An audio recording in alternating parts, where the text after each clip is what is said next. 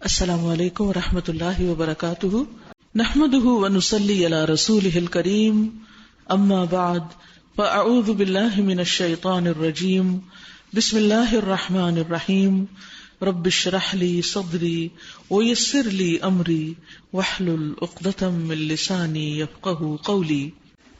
17واں پارہ۔ شروع کرتی ہوں اللہ کے نام سے جو بے انتہا مہربان نہایت رحم فرمانے والا ہے۔ سورۃ الانبیاء۔ اقترب للناس حسابهم وهم فی غفلۃ معرضون۔ قریب آ گیا ہے لوگوں کے حساب کا وقت اور وہ ہیں کہ غفلت میں منہ موڑے ہوئے ہیں۔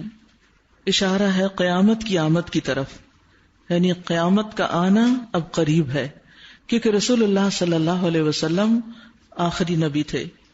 اور ویسے بھی آپ دیکھیے کہ دنیا کی زندگی ایک محدود زندگی ہے، چاہے وہ ہزاروں سال پر مشتمل ہو، آخرت کے مقابلے میں جو کہ ہمیشہ ہمیشہ کے لیے ہے، کبھی ختم نہ ہوگی۔ لہذا دنیا میں یہ وقت جو گزرتا چلا جا رہا ہے یہ تمام انسانیت کو آخرت کے قریب کر رہا ہے، لیکن لوگوں کا حال کیا ہے کہ وہ اس کے بارے میں سوچتے نہیں۔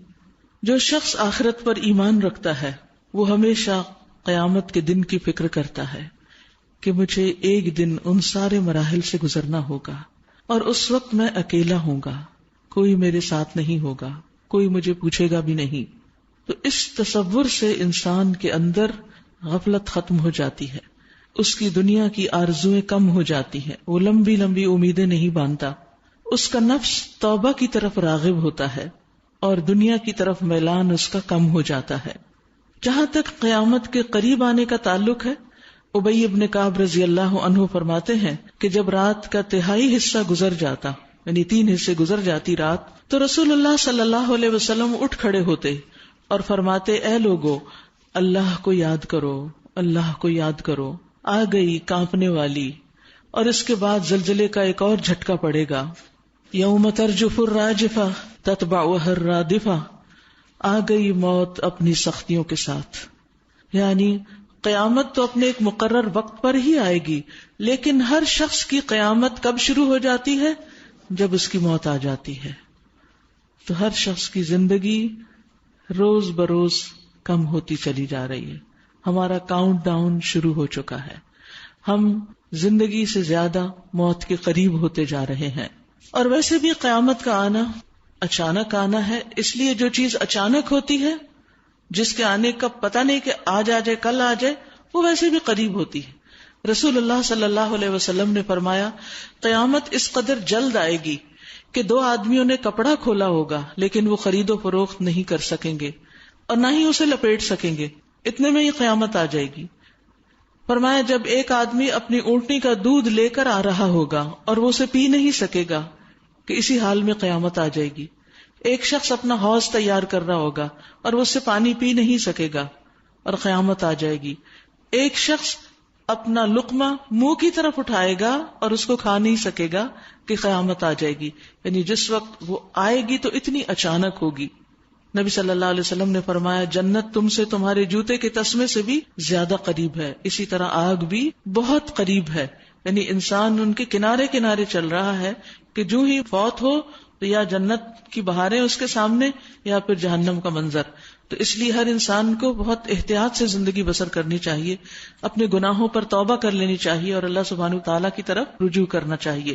ورنہ لوگوں کا حال کیا ہے؟ فرمایا ان کے پاس جو تازہ نصیحت بھی ان کے رب کی طرف سے آتی ہے اس کو بتکلف سنتے ہیں اور کھیل میں پڑے رہتے ہیں۔ بس ایک فارمیلٹی ہے کہ سننا ہے، سن لیتے ہیں اور کچھ اثر نہیں لیتے اور واپس جا کر اپنی اسی دنیا کے کاموں میں پھر ویسے ہی مشغول ہو جاتے ہیں، یعنی اپنے عمل میں کوئی تبدیلی پیدا نہیں کرتے۔ دل ان کے دوسری ہی فکروں میں منہمک ہے، یعنی آخرت کی فکر پر دنیا کی فکر چھائی ہوئی ہے، جبکہ ہونا کیا چاہیے کہ دنیا کی فکروں سے آخرت کی فکر زیادہ بڑی ہو، کیونکہ دنیا تو جیسی بھی ہے گزری جائے گی، لیکن آخرت وہ کبھی ختم نہیں ہوگی۔ اسی لیے اس کو آخرت کہا جاتا ہے کہ وہ آخر میں آئے گی، اس کے بعد کچھ اور نہیں آئے گا، بس وہ فائنل ڈیسٹینیشن ہے، آخری مقام ہے جہاں انسان کو جا کے پھر اپنے انجام کو دیکھنا ہے۔ اور ظالم آپس میں سرگوشیاں کرتے ہیں کہ یہ شخص آخر تم جیسا ایک بشری تو ہے، پھر کیا تم آنکھوں دیکھتے جادو کے پھندے میں پھنس جاؤ گے؟ رسول نے کہا میرا رب ہر اس بات کو جانتا ہے جو آسمان اور زمین میں کی جائے، وہ سمیع اور علیم ہے۔ وہ کہتے ہیں بلکہ یہ پراگندہ خواب ہے، یعنی نبی صلی اللہ علیہ وسلم کی وحی کو طرح طرح کے نام دیتے، بلکہ یہ اس کی من گھڑت ہے، یعنی اس کے اپنے خیالات ہیں، خود ہی کچھ گھڑ لیا، بلکہ یہ شخص ایک شاعر ہے، ورنہ یہ لائے کوئی نشانی جس طرح پرانے زمانے کے رسول نشانیوں کے ساتھ بھیجے گئے، حالانکہ ان سے پہلے کوئی بستی بھی جسے ہم نے ہلاک کیا ایمان نہ لائی، یعنی ان کے پاس نشانیاں آئیں لیکن پھر بھی وہ نہیں مانے۔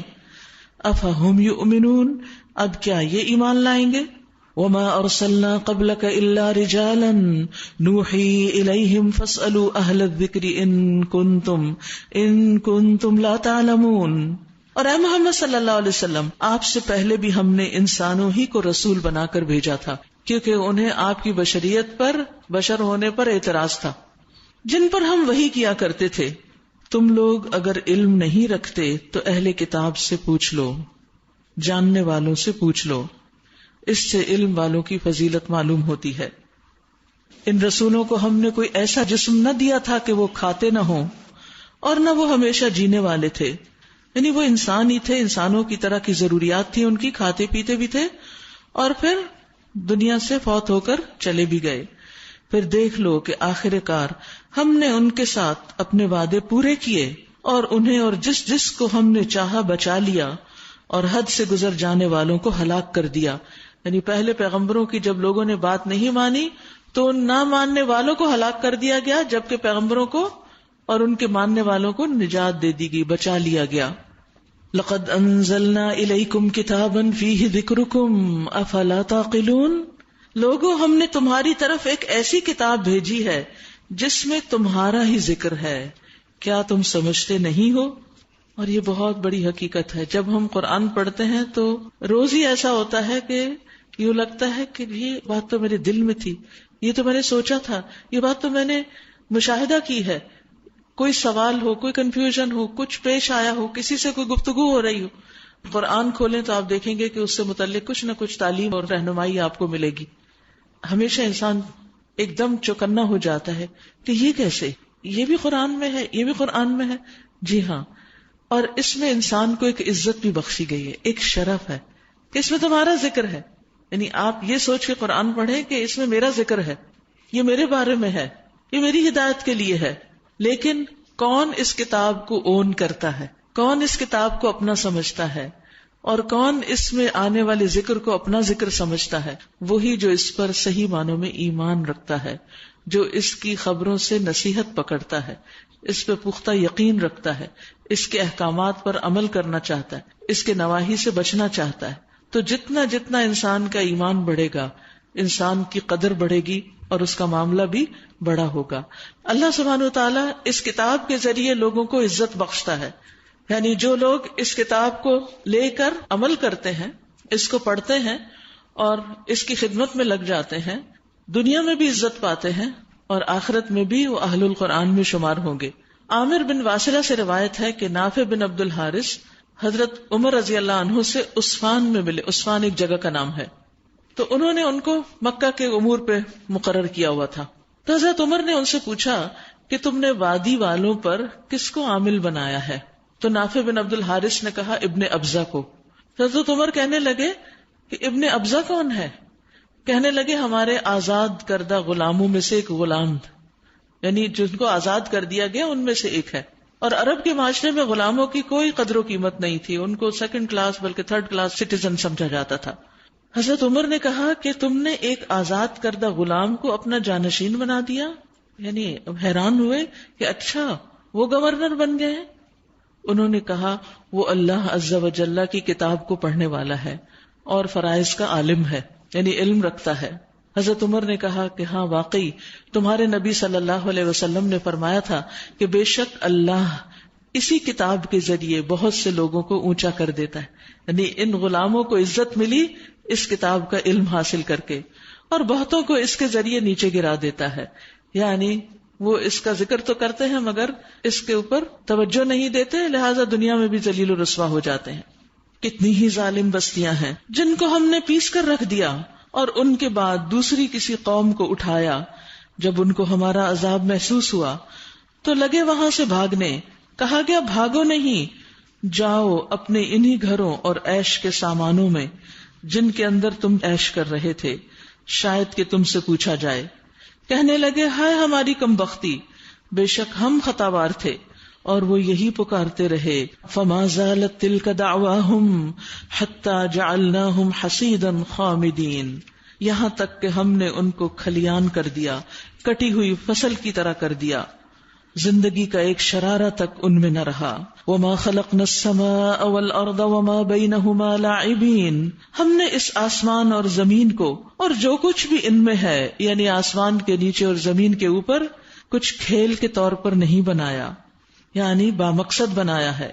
اگر ہم کوئی کھلونا بنانا چاہتے اور بس یہی کچھ ہمیں کرنا ہوتا تو اپنے ہی پاس سے کر لیتے، مگر ہم تو باطل پر حق کی چوٹ لگاتے ہیں جو اس کا سر توڑ دیتی ہے، اور دیکھتے دیکھتے وہ مٹ جاتا ہے. اور تمہارے لیے تباہی ہے ان باتوں کی وجہ سے جو تم بناتے ہو. یعنی اگر دنیا کو صرف ایک انٹرٹینمنٹ کی جگہ بنانا ہوتا تو پھر اتنے عقل مند ذی شعور انسان کو پیدا نہ کیا جاتا جس کو کچھ اختیارات دیے گئے اور اس کے پاس ہدایت بھیجی گئی، پیغمبر بھیجے گئے، عقل سمجھ دی گئی، کان، آنکھ، دل، دماغ دیے گئے کہ وہ غور و فکر کرے اور اپنے رب کو پہچانے اور اس کی عبادت کرے. زمین اور آسمانوں میں جو بھی مخلوق ہے اللہ کی ہے، اور جو فرشتے اس کے پاس ہیں وہ نہ اپنے آپ کو بڑا سمجھ کر اس کی بندگی سے سرتابی کرتے ہیں اور نہ ملول ہوتے ہیں، یعنی تھکتے نہیں، اکتاتے نہیں، بور نہیں ہوتے. شب و روز اس کی تسبیح کرتے ہیں، دم نہیں لیتے، رکتے ہی نہیں. آپ دیکھیے کہ ہم انسانوں کو اگرچہ بڑا مرتبہ دیا گیا، لیکن ہمارا کیا حال ہے؟ زیادہ سے زیادہ ذکر کتنی دیر کرتے ہیں، اور کرتے بھی ہیں تو کیسے؟ کبھی نماز پڑھنے کے بعد اپنے ہاتھوں کی انگلیوں پر غور کیا کیجئے کہ کس رفتار سے آپ پڑھ رہے ہوتے ہیں. یعنی بعض اوقات مشاہدہ کیا گیا کہ لوگ اس طرح پڑھ رہے ہوتے ہیں تو مجھے کبھی سمجھ نہیں آتی کیا پڑھ رہے ہیں. سبحان اللہ سبحان اللہ سبحان اللہ سبحان اللہ سبحان اللہ، یہ کیا ہے؟ سبحان اللہ، یہ کیا مذاق ہے؟ یہ اللہ کا ذکر ہے؟ کس بات کی جلدی ہے؟ ادھر دیکھ رہے ہیں ادھر دیکھ رہے ہیں، سن کچھ اور ہے، دماغ کہیں اور چل رہا ہے. سبحان اللہ سبحان اللہ الحمد للہ، یہ ذکر نہیں ہوتا، یہ اللہ کا نام لیا جا رہا ہے. اس کا ایک ادب ہے، احترام ہے. فرشتے تھکتے ہی نہیں. کچھ فرشتے ہیں جو صرف تسبیح کر رہے ہیں، کچھ اللہ کے حضور کھڑے ہیں اور ذکر کر رہے ہیں اللہ کا، کچھ رکوع میں ہیں، کچھ سجدے میں ہیں، سر ہی نہیں اٹھاتے، مستقل عبادت کیے چلے جا رہے ہیں. آسمان فرشتوں کی کثرت کی وجہ سے چرچرا رہا ہے، اور اسے حق ہے کہ چرچرائے، کیونکہ ایک بالش جگہ بھی ایسی نہیں کہ جہاں کوئی نہ کوئی معزز فرشتہ اللہ کی عبادت میں مشغول نہ ہو. زمین و آسمان کی ہر چیز اس کی تسبیح کرتی ہے، ہر چیز اس کے آگے سجدہ ریز ہے، اس کی اطاعت گزار ہے، اس کی فرما بردار ہے. ایک ہم اس کا حق ادا نہیں کریں گے تو اس کی شان میں کچھ فرق نہیں آئے گا. ہمیں یہ سوچنا چاہیے کہ ہم اس کی عبادت کا کتنا حق ادا کرتے ہیں. یاد رکھیے عبادت میں دل اسی کا لگتا ہے جس کو اللہ سے محبت ہوتی ہے. جب اللہ سے محبت ہوتی ہے، اس کی طرف رغبت ہوتی ہے، تو اس وجہ سے انسان کو عبادت میں بوریت پھر نہیں ہوتی. ٹھیک ہے ہم انسان ہیں، جسمانی کمزوریاں ہم میں، کبھی بدن تھک جاتا ہے، اس وجہ سے ہم پھر آرام کر لیتے ہیں، ہمیں سونے کی ضرورت ہوتی ہے. لیکن جب اللہ کی محبت ہوتی ہے تو آپ دیکھیے کہ نماز بھی کتنی آسان ہو جاتی. خاص طور پر جو لوگ آج کل رات کو تراویح انجوائے کر رہے ہیں، یعنی ایک ہوتا پڑھنا تھکے مارے، یعنی بس یہ کہ بس ڈیوٹی پوری کرنی، اور کچھ لوگ ہیں واقعی اس کو انجوائے کرتے ہیں، قرآن کے سننے کو، اس کے پڑھنے کو، اس کے قیام کو. اور جو رکعتیں آگے بڑھتی جاتی ہیں انسان ایکٹیو بھی ہو جاتا ہے تھوڑی ایکسرسائز کے بعد، اور جو رات آگے جاتی ہے لطف بھی زیادہ آنے لگتا ہے. لیکن یہ اسی وقت ہوتا ہے جب آپ کو اللہ سے محبت ہو، اللہ کی کتاب سے محبت ہو. کبھی آپ کو حیرت نہیں ہوتی کہ اچھا یہ میں وہی ہوں کہ جس پر عشاء کی نماز بھی مشکل ہوتی تھی، اور اب اللہ تعالیٰ اس رمضان کی برکت سے توفیق دے رہا ہے اور گھنٹہ ڈیڑھ، یعنی کم از کم تراویح میں جو نارمل بھی پڑھائیں تو 1.5 گھنٹہ تو کہیں نہیں جاتا. تو یہ ایکسٹرا ٹائم کہاں سے آ گیا؟ میری ساری روٹین کے اندر یہ وقت نکل آیا. یہ رمضان کی برکت تو ہے، لیکن حقیقت یہ ہے کہ انسان کا جو ایمان بڑھتا ہے، اللہ کی محبت بڑھتی ہے، تو یہ عبادت بھی مشکل نہیں لگتی. اس میں بھی انسان کو ایک خوشی اور ایک سکون اور ایک اطمینان نصیب ہوتا ہے. کیا ان لوگوں کے بنائے ہوئے عرضی الہ ایسے ہیں کہ بے جان کو جان بخش کر اٹھا کھڑا کرتے ہیں. یعنی جن بتوں کو یہ اپنا رب سمجھتے ہیں کیا وہ کچھ بناتے بھی ہیں؟ یعنی الہ تو وہ ہوتا ہے جو خالق ہوتا ہے. اللہ سبحانہ و تعالیٰ چونکہ خالق ہے ہر چیز کا، اگر صرف انسان اللہ کی اس ایک صفت کو بھی سمجھ جائے اور اس پر بھی غور کرے تو اس کے دل سے سارے ڈاؤٹس نکل جائیں اور وہ اللہ کو پہچان جائے. کیونکہ اللہ کے سوا کوئی اور ایسا نہیں کہ جو آسمان بنا سکے، جو زمین پیدا کر سکے یا کچھ اور پیدا کرے، اور یہ خود بخود بھی اتنی بڑی بڑی چیزیں نہیں بن سکتی. تو اس سے اللہ سبحانہ وتعالیٰ کی پہچان ہوتی. تو یہاں پر ان سے سوال کیا جا رہا ہے کہ جنہیں تم الہ مانتے ہو، جن کے آگے تم ماتھا ٹیکتے ہو، کیا انہوں نے کبھی کچھ پیدا بھی کیا؟ تو اللہ کے ساتھ تو کوئی بھی اور الہ نہیں. فرمایا اگر آسمان و زمین میں ایک اللہ کے سوا دوسرے الہ بھی ہوتے تو زمین و آسمان دونوں کا نظام بگڑ جاتا. کسی بھی پوسٹ پر اگر دو برابر کے لوگ رکھ دیے جائیں تو آپ دیکھیں گے کہ وہ کام بگڑ کے رہ جائے گا. ایک بس کے چلانے والے دو ڈرائیور ایک ہی سیٹ پر یا دو سیٹیں ساتھ ساتھ رکھ کے ان دونوں کو بنا دیا جائے تو ایکسیڈنٹ سے بچ نہیں سکتے اور وہ لڑائی جھگڑا ہی رہے گا. وہ تو اس صورت میں بھی ہوتا ہے جب ہسبینڈ ڈرائیو کر رہے ہوتے ہیں اور آپ انسٹرکشن دے رہی ہوتی ہیں. تو کہاں یہ کہ دونوں کے ہاتھ میں اسٹیئرنگ ہو. پس پاک ہے اللہ رب العرش ان باتوں سے جو یہ لوگ بنا رہے ہیں. اور پیچھے ہم نے پڑھا تھا کہ اگر اللہ کے سوا کوئی اور الہ بھی ہوتا تو پھر کیا ہوتا؟ وہ زمین پہ نہ رہتا، وہ آسمان تک جانے کی کوشش کرتا اور وہ وہاں جا کے اس گدی کو چھیننے کی کوشش کرتا. عام طور پر جہاں بھی پاور سٹرگل ہوتی ہے یا ایک جیسے مقام ہوتے ہیں تو وہاں عموماً لوگ ایک دوسرے کھینچا تانی کرتے رہتے ہیں کہ یہ جو اس کو ملا یہ مجھے ہی مل جائے. حالانکہ جو ملے گا وہ بوجھ ہی ہوگا، یہ نہیں ہم سوچتے.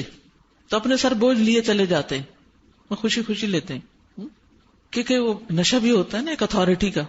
جب انسان کو اتھارٹی ملتی تو وہ کیا چاہتا ہے کہ اور زیادہ ہو جائے اور ہو جائے. اسی لیے آپ دیکھیں کہ کسی کے پاس ایک ملک ہے تو وہ اپنے آس پاس والوں کو چین سے نہیں بیٹھنے دیتا، جو ان کے پاس ہے وہ بھی ہمیں مل جائے اور ہماری سلطنت اور وسیع ہو جائے. تو زمین پہ جو الہ تم نے بنائے ہوئے پھر وہ زمین پہ رہتے، وہ تو پھر وہاں اوپر جانے کی کوشش کرتے. تو آج تک تو وہاں کوئی جا نہیں سکا اور کائنات کے نظام میں کوئی خلل نہیں آیا اور ہر چیز اپنے ایک طریقے پہ چل رہی ہے، ایک زبردست کیلکولیشن کے ساتھ سب کچھ ہو رہا ہے. تو یہ سب کیا بتاتا ہے کہ صرف ایک ہی الہ ہے جو ان سب کو کنٹرول کر رہا ہے، اور وہ الہ اپنے کاموں کے لیے کسی کے آگے جواب دہ نہیں. وَهُمْ يُسْأَلُونَ اور وہ سب پوچھے جائیں گے. کیا اسے چھوڑ کر یعنی اللہ کو چھوڑ کر انہوں نے دوسرے الہ بنا لیے؟ ان سے کہیے لاؤ اپنی دلیل. یہ کتاب بھی موجود ہے جس میں میرے دور کے لوگوں کے لیے نصیحت ہے، اور وہ کتابیں بھی موجود ہیں جن میں مجھ سے پہلے لوگوں کے لیے نصیحت تھی، مگر ان میں سے اکثر لوگ حقیقت سے بے خبر ہیں اس لیے منہ موڑے ہوئے ہیں. یعنی کسی بھی کتاب میں دو الہوں کا ذکر نہیں، یعنی شرک کی نفی ہر کتاب نے کی. ہم نے تم سے پہلے جو رسول بھی بھیجا ہے اس کو یہی وحی کی ہے کہ میرے سوا کوئی الہ نہیں، پس تم لوگ میری ہی بندگی کرو. وَقَالُوا اتَّخَذَ الرَّحْمَنُ وَلَدًا سُبْحَانَهُ یہ کہتے ہیں رحمان اولاد رکھتا ہے. سبحان اللہ، وہ تو بندے ہیں جنہیں عزت دی گئی ہے. یعنی بندوں کو، فرشتوں کو اللہ کی بیٹیاں قرار دیتے ہو نعوذ باللہ، وہ تو اللہ کی عبادت میں لگے ہوئے ہیں. لا يسبقونه بالقول اس کے حضور بڑھ کر بولتے نہیں. وهم بأمره يعملون اور بس اس کے حکم پر عمل کرتے ہیں. فرشتوں کی صفت کیا ہے؟ يفعلون ما يؤمرون جو حکم ملتا ہے کرتے چلے جاتے ہیں. جو کچھ ان کے سامنے ہے اسے بھی وہ جانتا ہے، اور جو کچھ ان سے اوجھل ہے اس سے بھی وہ باخبر ہے. وہ کسی کی سفارش نہیں کرتے سوائے اس کے جس کے حق میں سفارش سننے پر اللہ راضی ہو، اور وہ اس کے خوف سے ڈرے رہتے ہیں. یعنی فرشتوں کے اندر اللہ کا خوف ہے، اور جو ان میں سے کوئی کہہ دے کہ اللہ کے سوا میں بھی ایک الہ ہوں تو ہم اسے جہنم کی سزا دیں. ہمارے ہاں ظالموں کا یہی بدلہ ہے. کیا وہ لوگ جنہوں نے نبی کی بات ماننے سے انکار کر دیا غور نہیں کرتے کیا کہ یہ سب آسمان اور زمین باہم ملے ہوئے تھے، یہ ایک تھے، پھر ہم نے انہیں جدا کیا، ان کو الگ الگ کیا، آسمان کو اونچا اٹھایا اور زمین کو بچھا دیا، اور پانی سے ہر زندہ چیز پیدا کی. یعنی زندگی کی بنیاد پانی ہے. کیا وہ ہماری اس خلاقی کو یعنی اللہ کی اس تخلیق کو نہیں مانتے؟ اور ہم نے زمین میں پہاڑ جما دیے تاکہ وہ انہیں لے کر ڈھلک نہ جائے، اور اس میں کشادہ راہیں بنا دی شاید کہ لوگ اپنا راستہ معلوم کریں، اور ہم نے آسمان کو ایک محفوظ چھت بنا دیا، محفوظ چھت، مگر یہ ہے کہ اس کی نشانیوں کی طرف توجہ ہی نہیں کرتے، اسی لیے اللہ کو نہیں پہچانتے۔ اپنے رب کو پہچاننے کے لیے رب کی تخلیق پر غور کرنا بہت ضروری ہے، وہیں سے انسان کے دل میں اللہ کی عظمت کا احساس پیدا ہوتا ہے کہ کتنا بڑا ہے میرا رب، کتنا عظیم ہے، ہر چیز پر قادر ہے۔ یعنی وہ کون ہے جس نے اتنا بڑا آسمان بنا دی اور اتنے بے شمار ستارے اور سیارے پیدا کر دیے، وہ خود کتنا بڑا ہوگا۔ اور وہ اللہ ہی ہے جس نے رات اور دن بنائے اور سورج اور چاند کو پیدا کیا، سب ایک ایک فلک میں تیر رہے ہیں، یعنی اپنے اپنے آربٹ میں ہیں، اور جہاں جہاں ان کو رکھا گیا، جس جس جگہ ان کو اجازت دی گئی جہاں تک جانے کی، بس وہ اسی دائرے کے اندر ہیں، وہاں سے نہیں نکلتے۔ وَمَا جَعَلْنَا لِبَشَرٍ مِّن قَبْلِكَ الْخُلْدَ، اور اے محمد صلی اللہ علیہ وسلم، ہمیشگی تو ہم نے آپ سے پہلے بھی کسی انسان کے لیے نہیں رکھی۔ أَفَإِن مِّتَّ فَهُمُ الْخَالِدُونَ، کیا اگر آپ فوت ہو گئے تو کیا یہ لوگ ہمیشہ جیتے رہیں گے؟ كُلُّ نَفْسٍ ذَائِقَةُ الْمَوْتِ، ہر جاندار کو موت کا مزہ چکھنا ہے۔ ایک وقت آئے گا جب ہر شخص اپنے اپنے وقت پر گرفتار ہو جائے گا، پکڑ لیا جائے گا، پھر وہ ہل بھی نہیں سکے گا، موت اس پر چھا رہی ہوگی، کسی ڈاکٹر کی دوا کام نہ آئے گی، کسی دم کرنے والے کا دم جھاڑ فائدہ نہ دے گا، کسی مشین سے لگی ہوئی آکسیجن سانس نہ دلا سکے گی، پھر تو واپسی ہی ہے۔ اور ہر شخص پر ایک وقت آنا ہے کہ اس پر موت آئے گی۔ اس وقت کو ہمیشہ یاد رکھا کریں، جب اللہ کی اطاعت میں سستی ہونے لگے تو اپنی موت کو یاد کر لیا کریں۔ اور ہم اچھے اور برے حالات میں ڈال کر تم سب کی آزمائش کر رہے ہیں، یعنی انسان کے لیے ہر حال آزمائش کے لیے ہے، خوشی کے حالات، اچھے حالات، سکون اور صحت اور عافیت کے دن، وہ بھی امتحان ہے، وہ بھی آزمائش ہے، اور اسی طرح مصیبت اور تکلیف، غم اور بیماری کے اوقات، یہ بھی آزمائش ہے۔ آخر کار تمہیں ہماری ہی طرف پلٹنا ہے۔ یہ منکرین حق جب تمہیں دیکھتے ہیں تو تمہارا مذاق بنا لیتے ہیں، کہتے ہیں کیا یہ ہے وہ شخص جو تمہارے الہوں کا ذکر کیا کرتا ہے؟ اور ان کا اپنا حال یہ ہے کہ رحمان کے ذکر سے منکر ہیں، یعنی جو ذکر کرتا ہے یا دہانی کراتا ہے اس کے پیچھے پڑے ہوئے اور خود تو کر کے ہی نہیں دیتے۔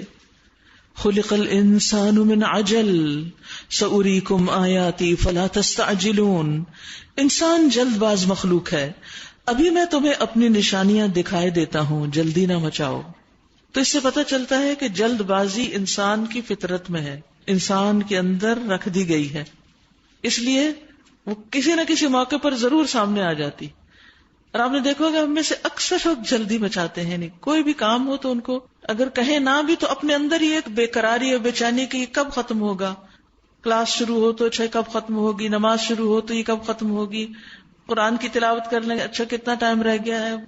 یعنی ہم اچھے سے اچھا کام بھی شروع کرتے ہیں تو ہمارے اندر یہ ہوتا ہے اچھا کتنا وقت باقی ہے، چاہے ہم اس کو انجوائے بھی کر رہے ہیں پھر بھی۔ تو یہ جلد بازی طبیعت میں ہے انسان کے، لیکن اس کا یہ مطلب نہیں کہ انسان اسے کنٹرول نہیں کر سکتا، کر سکتا ہے۔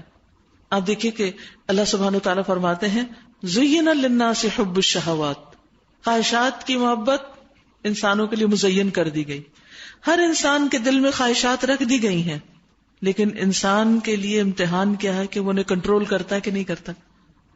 ہر خواہش ایک حد تک پوری کرنا تو عین عبادت ہے، جیسے شادی کرنا، ہسبینڈ وائف کا ریلیشن شپ، کھانا پینا، لباس، ان سب چیزوں کی خواہش انسان کے اندر ہے۔ پھر اسی طرح کاروبار، مال متاع جن کا ذکر پیچھے گزر چکا، گھوڑے، کھیت، فصلیں، گاڑیاں، یہ ساری چیزیں، لیکن اگر یہ ایک حد کے اندر ہے، اپنی حیثیت کے مطابق ہے تو ٹھیک ہے، ضرورت کے مطابق ہے تو ٹھیک ہے، حد سے بڑھ جائے تو انسان اگر اس کو کنٹرول نہیں کرتا تو یہ اس کے لیے ایک بہت بڑا امتحان ہے، یہیں سے پھر اس کی پکڑ ہے۔ اسی طرح جلد بازی بھی ایک مقصد کے لیے رکھی گئی ہے انسان کے اندر، اگر یہ نہ ہو تو انسان انیشیٹو نہ لے اور کوئی کام نہ کرے، کسی چیز کو کمپلیٹ کرنے کا سوچے ہی نہ، پڑے رہے کام ایسے ہی. لیکن اس کو بھی ایک حد کے اندر ہی ہونا چاہیے، یعنی انسان اپنی جلد بازی کو بھی کنٹرول کرے. ہماری جلد بازی کہاں کہاں نقصان دیتی ہے، اللہ ہم پر رحم کرے. بعض اوقات ہم کسی معاملے میں جلدی سے کوئی حکم سنا دیتے، جلدی سے کوئی فیصلہ کر دے، ججمنٹل ہو جاتے ہیں، لوگوں کے بارے میں جلدی سے بدگمان ہو جاتے ہیں. کوئی ابھی ہم سے پوچھتا نہیں، جلدی سے ہم اس کو خود ہی کچھ بتانے لگ جاتے ہیں. ہماری بعض باتوں کے اندر غلط بیانی کیوں آ جاتی ہے؟ جلد بازی کی وجہ سے. ہم وعدہ خلافی بعض اوقات کیوں کر جاتے ہیں؟ اچھا یہ بات کسی کو نہیں بتانا، اوکے کسی کو نہیں بتاتے، اور پھر اچانک منہ سے نکل جاتی، تو سوچے سمجھے بغیر، وہ جلد بازی تھی نا. اسی طرح بہت سی چیزوں کے اندر جلد بازی جو ہے وہ انسان کو نیچے گرا دیتی ہے. لیکن کچھ لوگ ایسے ہوتے ہیں کہ جن کو اللہ سبحانہ وتعالیٰ زیادہ حلم دے دیتا ہے دوسروں کے مقابلے میں. زارے سے روایت ہے کہ وہ وفد عبد القیس میں تھے. نبی صلی اللہ علیہ وسلم کے پاس مختلف علاقوں سے ڈیلیگیشنز آتے تھے. وہ کہتے ہیں جب ہم مدینہ پہنچے تو اپنے اونٹوں سے جلدی جلدی اترنے لگے کہ مدینہ آ گیا، اب جلدی کرو. ہم لوگ بھی جب جاتے ہیں تو پھر کیا ہوتا ہے، اذان ہو رہی ہے، جلدی کرو مسجد چلو، بس وہ سامان پھینکا اور بھاگے. اور وہ کہتے ہیں ہم لوگ جلدی سے اپنی سواریوں سے اترے اور نبی صلی اللہ علیہ وسلم کے پاس جا کر آپ کے ہاتھوں اور پاؤں کو چومنے لگے. اتنا شوق تھا کہ اللہ کے رسول کو دیکھیں. لیکن ان کے جو سردار تھے منذر اشج، وہ انتظار میں رہے یہاں تک کہ وہ اپنے سامان کے پاس آئے. اپنے 2 کپڑے نکال کے پہنے، کپڑے چینج کیے، کیونکہ سفر سے ظاہر ہے کہ پسینے کی بو، اور اس زمانے میں سفر کو کورڈ تو نہیں ہوتا تھا، مٹی دھول ہر چیز. تو انہوں نے اپنے کپڑے تبدیل کیے، پھر نبی صلی اللہ علیہ وسلم کے پاس آئے، یعنی آرام سے. تو آپ نے ان سے فرمایا کہ تمہارے اندر 2 خصلتیں ایسی ہیں جو اللہ کو محبوب ہیں، ایک بردباری اور دوسرے وقار اور متانت. انہوں نے کہا اللہ کے رسول، کیا یہ دونوں خصلتیں جو مجھ میں ہیں میں نے ان کو اختیار کیا ہے، یعنی یہ میری ایفرٹ یا اکتسابی ہیں، یا اللہ تعالیٰ نے مجھ میں پیدائش سے ہی یہ خصلتیں رکھ دی، یعنی کسبی ہیں یا وہبی جیسے ہم کہتے ہیں نا عام الفاظ میں. تو آپ صلی اللہ علیہ وسلم نے فرمایا بلکہ اللہ نے پیدائش سے ہی تمہارے اندر یہ خصلت رکھ دی. اس پر انہوں نے کہا اللہ کا شکر ہے جس نے مجھے ایسی 2 خصلتوں کے ساتھ پیدا کیا جن دونوں کو اللہ اور اس کا رسول پسند فرماتے ہیں. پھر نقطہ یاد کریے، ہمیشہ دھیان میں رکھیے کون سی چیز ہے جو اللہ کو پسند ہے، کون سی چیز ہے جو اللہ کے رسول کو پسند ہے. تو یہ ہمیں کیوں بتا دیا گیا کہ یہ پسند ہے، یہ پسند ہے، تاکہ ہم اس کو اختیار کریں. ان کے اندر تو رکھ دی گئی، ہمارے اندر اگر نہیں ہے تو ہمیں ذرا کوشش کرنی پڑے گی، محنت کرنی پڑے گی، لیکن ہو جائے گا. لیکن اس کو کم از کم اپریشیٹ تو کرنا چاہیے. جلد بازی بہت سے معاملات کو خراب کرتی ہے، تعلقات کو خراب کرتی ہے. اور پھر جلد بازی صرف معاملات میں ہی نہیں ہوتی، بعض اوقات گفتگو میں بھی ہوتی ہے. بعض لوگ آرام سے بات کرتے ہیں، ٹھہر ٹھہر کے بات کرتے ہیں، جس سے بات دوسرے کو سمجھ آ جاتی ہے. اور کچھ لوگ بہت تیز بولتے ہیں، دوسرا شخص پوری طرح اس کو گراسپ نہیں کر سکتا، کمیونیکیشن میں مشکل ہوتی ہے. رسول اللہ صلی اللہ علیہ وسلم گفتگو میں ٹھہر ٹھہر کر بات کرتے تھے، آپ کے الفاظ واضح ہوتے تھے، دوسروں کو بات سمجھ میں آتی تھی.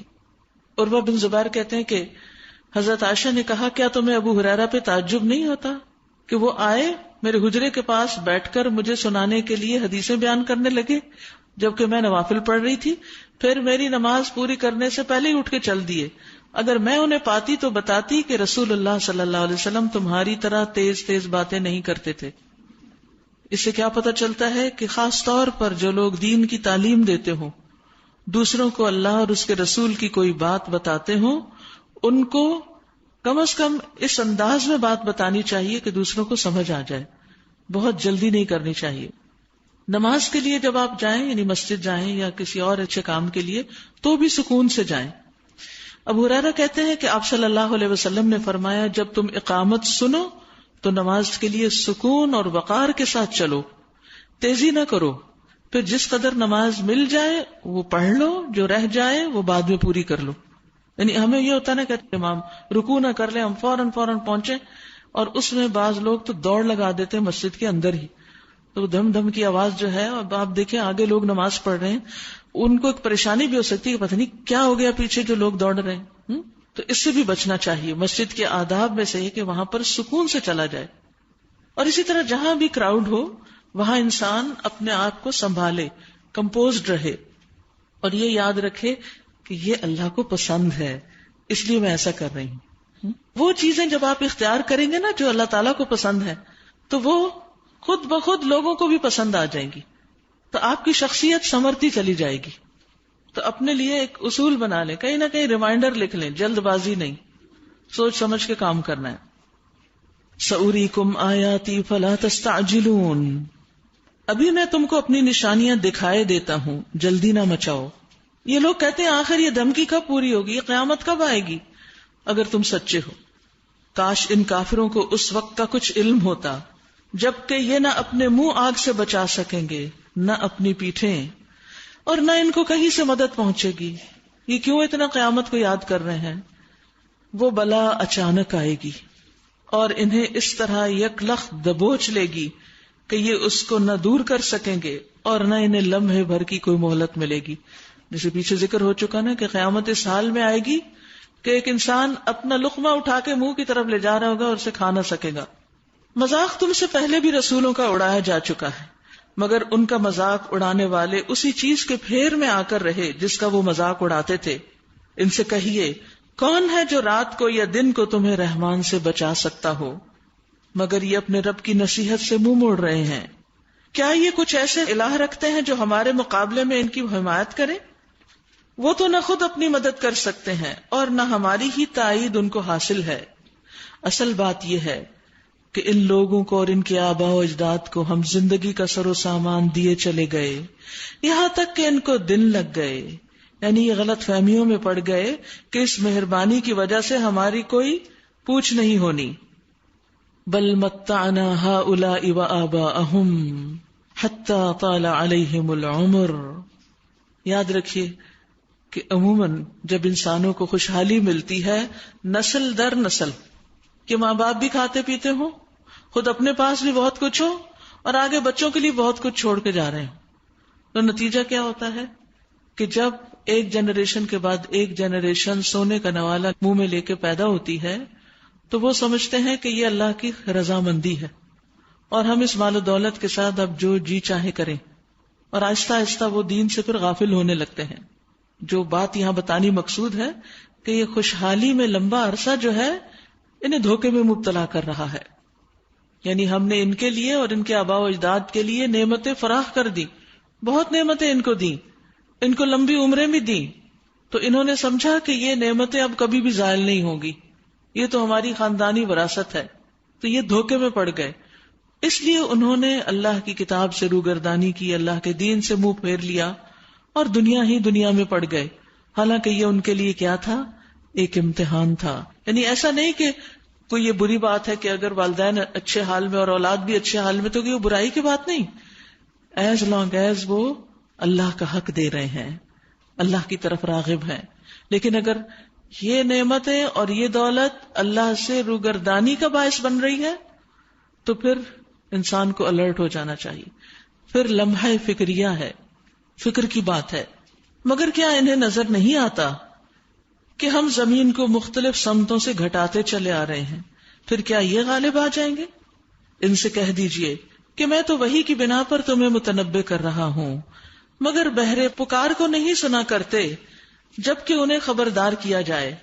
اور اگر تیرے رب کا عذاب ذرا سا بھی انہیں چھو جائے تو ابھی چیخ اٹھیں گے کہ ہائے ہماری کم بختی، بے شک ہم خطاوار تھے، پھر اپنی غلطیاں بھی مانیں گے. انا کننا ظالمین، لیکن اس وقت اعتراف فائدہ نہ دے گا. قیامت کے روز ہم ٹھیک ٹھیک تولنے والے ترازو رکھ دیں گے. یاد رکھیے قیامت کے دن اعمال کا وزن ہونا برحق ہے. والوزن یومئذ الحق، پھر کسی شخص پر ذرہ برابر ظلم نہ ہوگا. جس کا رائی کے دانے برابر بھی کچھ کیا دھرا ہوگا وہ ہم سامنے لے آئیں گے اور حساب لگانے کے لیے ہم کافی ہیں. اسی لیے جن لوگوں کے نیک اور بد اعمال بالکل برابر ہوں گے نہ وہ جنت میں جا سکیں گے اور نہ ہی ابھی جہنم میں بھیجے جائیں گے. ان کو ایک جگہ پر روک لیا جائے گا، آراف پر، ایک اونچے مقام پر، اور وہاں وہ کس حال میں ہوں گے. یعنی آپ سوچئے کہ کسی بھی چیز میں جب تاخیر ہوتی ہے، ریزلٹ لیٹر آن ہوتا ہے، تو انسان کو کتنی بے چینی ہوتی ہے کہ پتہ نہیں میں پاس ہوتا ہوں کہ فیل ہوتا ہوں. اتنے انصاف کے ساتھ سب کچھ تولا جائے گا کہ اگر وزن زیادہ ہے، ایک چھوٹی سی نیکی نے اس کو بڑھا دیا تو انسان جنت میں پہنچ جائے گا، اور اگر کم ہو گئے تو مشکل ہو جائے گی. تو اس لیے انسان کو کسی چھوٹی سے چھوٹی نیکی کو بھی حقیر نہیں سمجھنا چاہیے، خواہ وہ تمہارا اپنے بھائی کو دیکھ کر مسکرانا ہی کیوں نہ ہو. ہر وقت تو مال کا صدقہ نہیں کر سکتے، لیکن سلام، اچھا کلام اور اسمائل تو کر سکتے ہیں نا. ہم اس میں بھی بخل کر جاتے ہیں. اب دیکھیے ہمارے گھروں کے اندر کے، باہر کے بہت سے مسائل اس عادت کے ساتھ ختم ہو سکتے ہیں، گارنٹیڈ. اگر آپ روزانہ سلام اور اسمائل کرنا سیکھ لیں، جس سے بھی ملے سلام کریں، اسمائل کریں، چاہے کوئی اختلاف ہے، کوئی چھوٹی موٹی ناراضگی ہے، ڈزنٹ میٹر.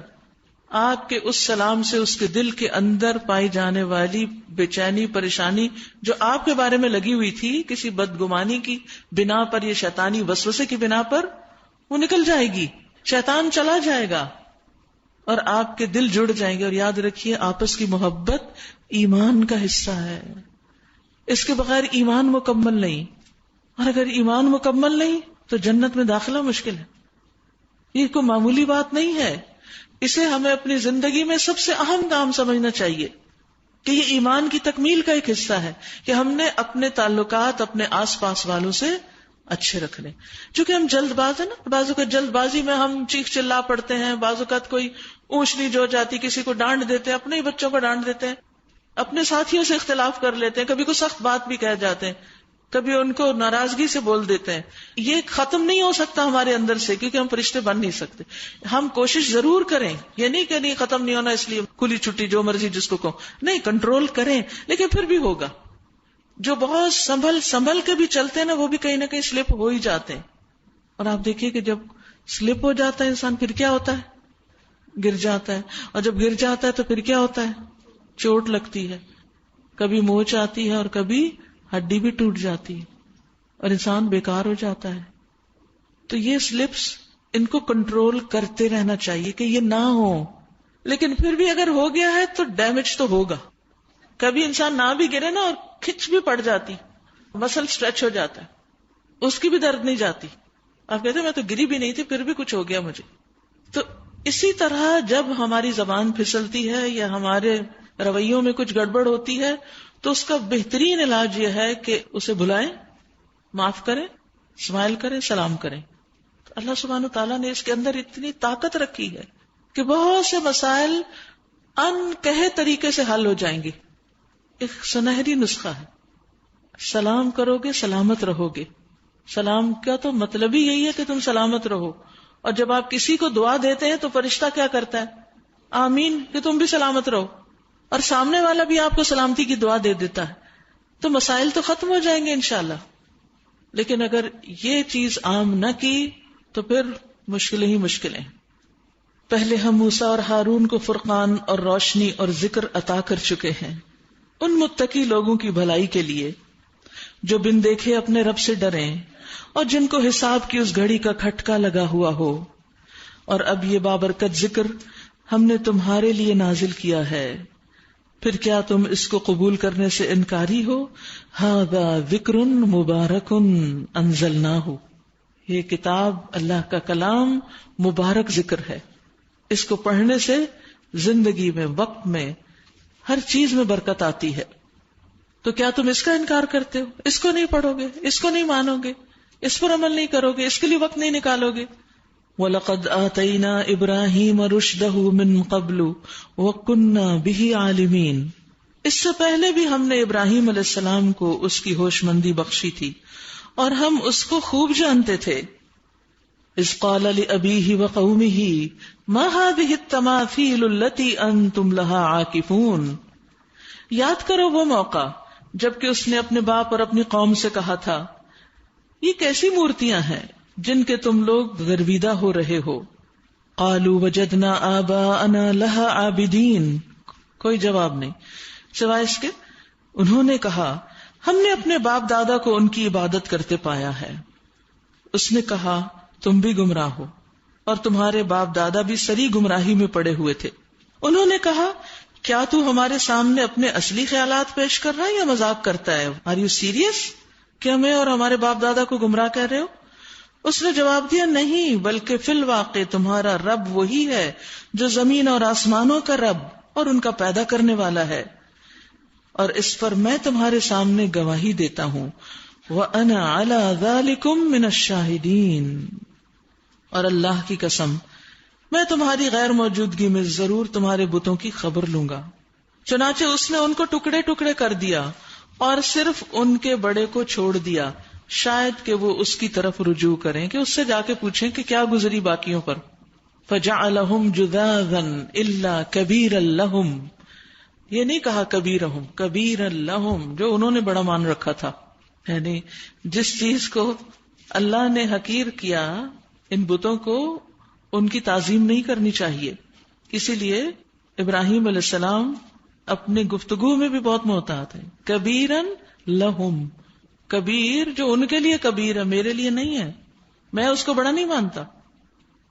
انہوں نے آ کر بتوں کا یہ حال دیکھا تو کہنے لگے ہمارے خداؤں کا یہ حال کس نے کر دیا؟ بڑا ہی کوئی ظالم تھا وہ۔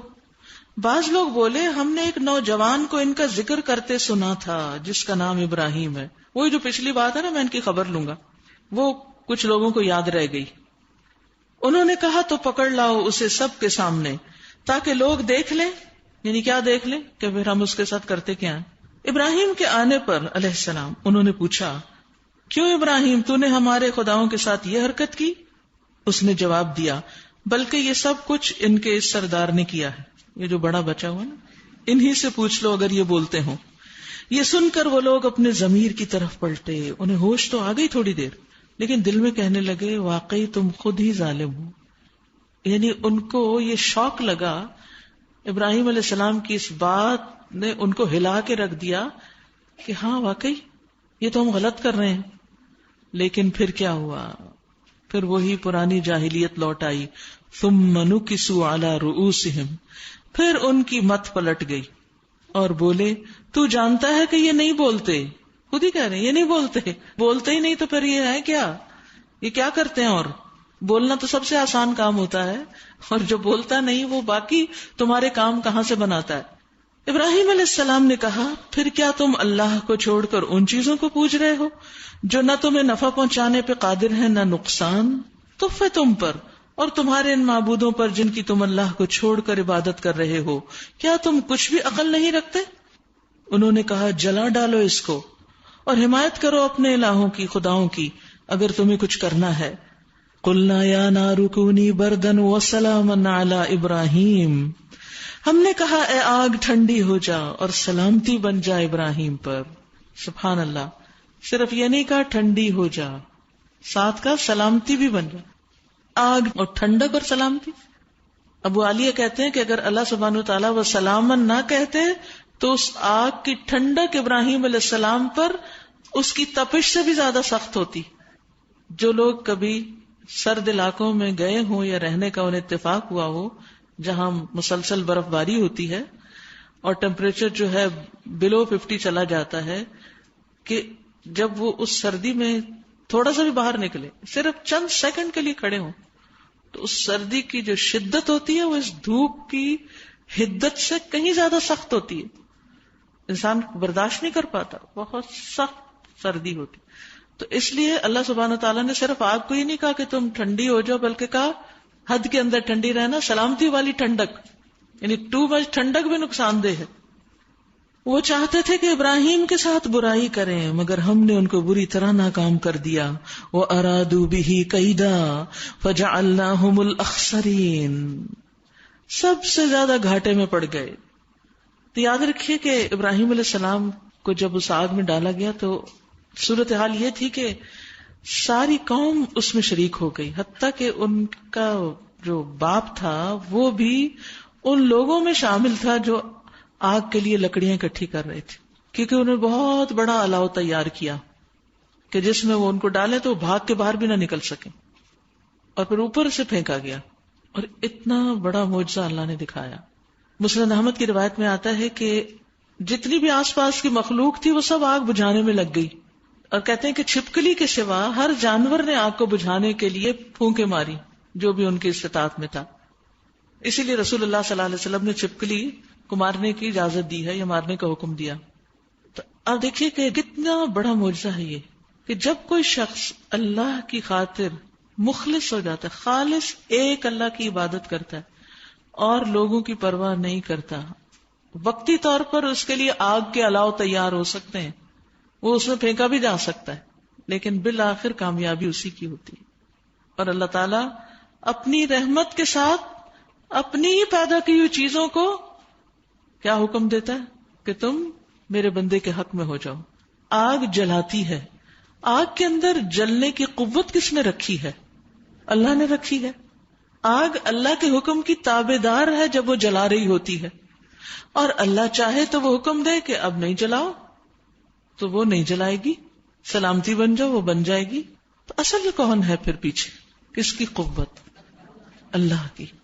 تو ہم سب کے لیے بھی عافیت، امن، سلامتی کس میں ہے کہ ہم سب سے زیادہ اپنا تعلق اللہ سبحانہ وتعالیٰ کے ساتھ درست کر لیں، کھلے چھپے ہر حال میں اس سے ڈریں اور اس کو راضی کرنے کی فکر کریں. دو طرح کے لوگ ہوتے ہیں، ایک وہ جو اللہ کو راضی کرنے کے لیے لوگوں کی ناراضگی مول لے لیتے ہیں، برداشت کر لیتے ہیں، اور دوسرے وہ جو لوگوں کو راضی کرنے کے لیے اللہ کو ناراض کر دیتے ہیں. سوچنا چاہیے ہم کس میں، اللہ کو راضی کرنے والے لوگوں میں یا بندوں کو راضی کرنے والوں میں؟ کیونکہ جب یہ دو چیزیں آمنے سامنے ہو جاتی ہیں نا تو انسان کا بڑا امتحان ہوتا ہے، کب انسان کس طرف جاتا ہے. اور ہم اسے اور لوط کو بچا کر اس سرزمین کی طرف نکال لے گئے، یعنی فلسطین کی طرف، جس میں ہم نے دنیا والوں کے لیے برکتیں رکھی ہیں، مادی برکتیں بھی، روحانی برکتیں بھی. اور ہم نے اسے اسحاق عطا کیا اور یعقوب اس پر مزید. وَوَهَبْنَا لَهُ إِسْحَاقَ وَيَعْقُوبَ نَافِلَةً وَكُلًّا جَعَلْنَا صَالِحِينَ، اور ہر ایک کو ہم نے صالح بنایا، نیک بنایا. یاد رکھیے کہ ابراہیم علیہ السلام کو بیٹے کے بعد ان کے بیٹے کی بھی خوشخبری دے دی گئی. انسان کو اپنی اولاد بھی بہت عزیز ہوتی ہے، لیکن اولاد کی اولاد وہ اور بھی زیادہ پیاری لگنے لگتی. تو یعقوب نافلہ، یعقوب ایکسٹرا، زائد عطیہ. اولاد کی دعا تو انہوں نے کی تھی، اولاد کی اولاد تو نہیں مانگی تھی. یعنی یہ تو کہا تھا کہ مجھے اولاد دے، لیکن یہ نہیں کہا تھا کہ اس کے آگے بھی اولاد دے اور اس کی بھی مجھے کوئی خبر دے دے. یعنی جب ابراہیم علیہ السلام نے کہا کہ رب ہب لی من الصالحین، تو اللہ نے صالح بیٹا اسحاق بھی دیا اور پھر یعقوب بھی صالح پوتا دیا، یعنی اس کی خوشخبری دی. یہ دنیاوی انعام تھا ابراہیم علیہ السلام کے لیے، کہ وہ چیزیں جن کو دیکھ کے دنیا میں ہماری آنکھیں ٹھنڈی ہوتی ہیں. اور ہم نے ان کو امام بنا دیا جو ہمارے حکم سے رہنمائی کرتے تھے، اور ہم نے انہیں وحی کے ذریعے نیک کاموں کی اور نماز قائم کرنے اور زکوٰۃ دینے کی ہدایت کی تھی. وَكَانُوا لَنَا عَابِدِينَ، اور وہ سب ہمارے عبادت گزار تھے. یعنی ان کی اولاد میں ایک کے بعد ایک انتہائی عبادت گزار لوگ پیدا ہوئے. نافرمان بھی تھے لیکن عبادت گزار بھی تھے. اور لوط علیہ السلام کو ہم نے حکم اور علم بخشا. یہ بھی ابراہیم علیہ السلام کے ساتھ ہجرت کیے تھے، اور اسے اس بستی سے بچا کر نکال دیا جو بدکاریاں کرتی تھی ان کی قوم سے. در حقیقت وہ بڑی ہی بری فاسق قوم تھی. اور لوط علیہ السلام کو ہم نے اپنی رحمت میں داخل کیا. وہ صالح لوگوں میں سے تھا، وہ بھی نیک تھے. سبحان اللہ، اللہ کی گواہیاں ہیں. اللہ ہمیں بھی نیک بنا دے. اور یہی نعمت ہم نے نوح علیہ السلام کو دی. یاد کرو جبکہ ان سب سے پہلے اس نے ہمیں پکارا تھا، ہم نے اس کی دعا قبول کی اور اسے اور اس کے گھر والوں کو کرب عظیم سے نجات دی، اور اس قوم کے مقابلے میں اس کی مدد کی جس نے ہماری آیات کو جھٹلا دیا تھا. وہ بڑے برے لوگ تھے، بس ہم نے ان سب کو غرق کر دیا. اور اسی نعمت سے ہم نے داؤد اور سلیمان علیہ السلام کو سرفراز کیا. یاد کرو وہ موقع جبکہ وہ دونوں ایک کھیت کے مقدمے میں فیصلہ کر رہے تھے جس میں رات کے وقت دوسرے لوگوں کی بکریاں پھیل گئی تھیں اور ہم ان کی عدالت خود دیکھ رہے تھے. اس وقت ہم نے صحیح فیصلہ سلیمان کو سمجھا دیا، حالانکہ حکم اور علم ہم نے دونوں کو ہی عطا کیا تھا. تو بعض اوقات ایسا بھی ہوتا ہے کہ چھوٹے کسی معاملے میں زیادہ بہتر رائے دے جاتے ہیں. علم اور حکمت میں برابر ہونے کے باوجود بعض اوقات ایک کا فیصلہ، ایک کی رائے دوسرے کے مقابلے میں زیادہ صحیح ہو سکتی ہے. اس لیے چھوٹوں کو یہ کہہ کے ہر وقت اگنور نہیں کرنا چاہیے، چپ کرو تم چھوٹے ہو چپ رہو، نہیں، سن لینا چاہیے. جب کوئی بول رہا ہو یا اگر کسی مجلس میں کوئی چھوٹا بچہ بیٹھا ہے اور وہ کچھ کہنا چاہتا ہے تو اس کی بات بھی اسی توجہ سے سنیں جتنی کسی بڑے کی توجہ سے سن رہے ہیں. تو بعض اوقات ہم وہ چھوٹا چھوٹا کہہ کے اس کا کانفیڈینس ختم کر دیتے ہیں. وَسَخَّرْنَا مَعَ دَاوُودَ الْجِبَالَ يُسَبِّحْنَ وَالطَّيْرَ وَكُنَّا فَاعِلِينَ. داؤد علیہ السلام کے ساتھ ہم نے پہاڑوں اور پرندوں کو مسخر کر دیا تھا جو تسبیح کرتے تھے، اور اس کے کرنے والے ہم ہی تھے. داؤد علیہ السلام اللہ کی بہت تسبیح کرتے تھے، حالانکہ وہ بادشاہ تھے لیکن اپنے زمانے کے تمام لوگوں سے زیادہ عبادت گزار تھے. سبحان اللہ. بعض اوقات ہم پر کوئی ایک ذمہ داری آ پڑتی ہے نا تو ہم کہتے ہیں کہ ہم بہت مصروف ہیں اس لیے ہماری عبادت میں کمی ہو رہی ہے. نہیں، ان ذمہ داریوں کے ساتھ جتنی بڑی جس کی ذمہ داریاں ہوتی ہیں نا اس کو اتنا ہی زیادہ اللہ کی طرف رغبت کی ضرورت ہوتی ہے، عبادت کی ضرورت ہوتی ہے. اس کے بغیر وہ اپنے اندر حوصلہ نہیں پاتا کہ وہ اپنی ذمہ داری کو صحیح طور پر ادا کر سکے. یہ عبادت آپ دیکھیے کہ داؤد علیہ السلام ایک بادشاہ تھے، ایک نبی تھے، انہیں لوگوں کے فیصلے کرنے پڑتے تھے، لوگوں کے معاملات سلجھانے پڑتے تھے، لوگوں کو تعلیم دینی ہوتی تھی، بہت ان کا کام تھا. لیکن اس کے باوجود وہ اللہ کے ذکر سے غافل نہیں ہوتے تھے، بلکہ اللہ کی دیگر مخلوق بھی ان کے ساتھ مل کے اللہ کی تسبیح کرتی، جس کا یہاں ذکر ہے کہ پہاڑ بھی اور پرندے بھی. اور تسبیح کے فائدے بھی ہیں، تسبیح کرنا نہ بھولیے. اور خصوصاً اگر آپ کے اوپر کام زیادہ ہیں، بوجھ زیادہ ہیں، ذمہ داریاں زیادہ ہیں اور لوگ آپ کو طرح طرح سے ستاتے ہیں، ہرٹ کرتے ہیں، کیونکہ جب کام زیادہ ہوتا ہے نا تو تھوڑی سی ڈسٹربنس بھی انسان کے مزاج پر بڑی گراں گزرتی ہے. یعنی آپ لگے ہوئے کسی اہم کام میں اور آپ کا بچہ آ کے آپ کو کھینچ رہا ہے، اچھا مجھے بتائیں وہ فلاں چیز کہاں ہے، تو اس وقت آپ پھر کیسے جواب دیتے ہیں اس کو؟ ایک دم غصے سے. اس بیچارے کو کیا پتا آپ کتنے امپورٹنٹ کام میں ہیں، کتنے امپورٹنٹ میسج لکھ رہے ہیں یا کال کر رہے ہیں یا کچھ. اس کے لیے تو آپ ماں ہیں. تو جو مائیں خود پڑھنے پڑھانے لگ جاتی ہیں نا انہیں اس ذمہ داری کو نہیں بھولنا چاہیے کہ وہ ایک ماں ہے اور اپنے بچوں کے لیے بہرحال وقت نکالنا ہے. تو یہ جو پیچھے حلم کی اور وقار کی اور آہستگی کی بات ہوئی ہے اسی وجہ سے کہ ایسے مواقع پر خود کو کنٹرول کر کے عجلت اور جلد بازی سے نکل کے توجہ سے بات تھوڑی سی سن لیں اور پھر اپنا کام کر لیں. کیونکہ ڈسٹربنس تو جو ہونی تھی ہو ہی گئی نا. اب آپ کے بد مزاجی سے وہ ٹھیک تو نہیں ہوگی، اور اگر آپ اس وقت ڈانٹ ڈپٹ کرتے بھی ہیں تو بچہ تو بھول جائے گا، کیونکہ وہ بچے بہت جلدی بھول جاتے ہیں، اور تھوڑی دیر کے بعد وہ پھر وہی کچھ کرے گا. تو کیا فائدہ ہوا؟ ہاں یہ الگ طور پہ اگر اسے سمجھا سکیں تو سمجھا دیں، ٹریننگ دیں کہ کس وقت آپ کے ساتھ وہ کیا معاملہ کرے. لیکن اس وقت بد اخلاقی کا مظاہرہ کرنا وہ بچے کو جو آپ کام کریں نا اس سے بھی نفرت دلائے گا. یہ ہماری ماں جو ہے نا وہ ہر وقت کتاب لے کے پڑھتی یا پڑھاتی رہتی تو اس لیے ہماری طرف توجہ نہیں دیتی. وہ ان چیزوں کو اپنا دشمن سمجھنے لگتے ہیں. جب آپ ان کے ساتھ ہو پوری توجہ ان کو دیں اور پھر ان سے کمیونیکیٹ کریں کہ یہ تمہارا وقت ہے اور یہ میرا وقت ہے. جب میں اپنا کام کر رہی ہوں تو تم مجھے ڈسٹرب نہ کرو، اور اس کام کی بھی ویلیو بتائیں کہ آپ کیا کر رہے ہیں اور اس کا آپ کو کیا فائدہ پہنچ رہا ہے. آپ سب کو کہتے ہیں میں قرآن پڑھنے جا رہی، ان کو نہیں سمجھ آتا کہ آپ کو کیا مل رہا ہے اس سے، کیونکہ انہیں آپ کے عمل میں کوئی تبدیلی اخلاق میں نظر نہیں آ رہی. ان سے ابھی معاملہ کوئی اچھا ہوا نہیں. اگر اچھا ہوگا تو وہ کہیں گے اچھا ہم آپ کی مدد کرتے ہیں اور آپ کو چھوڑ کے بھی آتے ہیں. تو ان کا تعاون لینے کے لیے ان پر بھی توجہ کی ضرورت ہے، ان کے لیے بھی ٹائم مقرر کرنے کی. ٹائم مینجمنٹ بہت ضروری ہوتی ہے. کوالٹی ٹائم چاہے تھوڑا سا بھی ہو نا اس سے گھر والوں کی سیٹسفیکشن ہو جاتی. وہ بعض اوقات ہمیں اپنے کوالٹی ٹائم میں سے نکال کے دینا پڑتا ہے، جس وقت ہم خود کسی بڑے اہم کام میں لگے ہوئے ہوتے. تھوڑا سا صبر کر کے اس کو پوسٹ پون کر دیں، انہیں ٹائم دے دیں اور پھر اپنا کام دوبارہ کر لیں. اپنے اوپر تھوڑی مشقت آ جاتی ہے نا. لیکن یہ قوت کہاں سے پیدا ہوتی ہے؟ یہ قوت اللہ کے ذکر سے پیدا ہوتی ہے. یہ قوت آپ کے اندر ذکر سے، وہ اطمینان جو دل کا سکون آتا ہے اس سے انسان کے اندر تحمل آتا ہے، پھر لوگوں کے ساتھ ڈیلنگ آسان ہو جاتی ہے. وَلَقَدْ نَعْلَمُ أَنَّكَ يَضِيقُ صَدْرُكَ بِمَا يَقُولُونَ. لوگوں کی باتوں سے آپ کا دل تنگ ہوتا ہے تو پھر کیا کریں آپ؟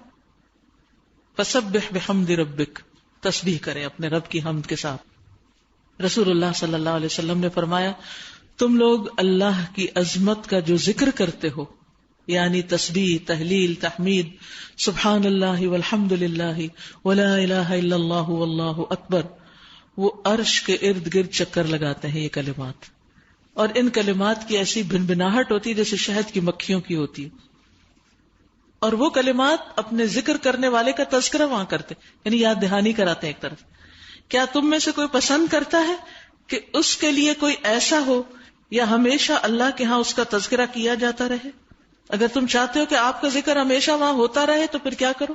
تسبیح کی کثرت کرو، یعنی ایک کلچر ڈیولپ کریں ذکر کا اپنے گھر کے اندر، جہاں آپ کام کر رہے ہیں وہاں فارغ نہ رہیں۔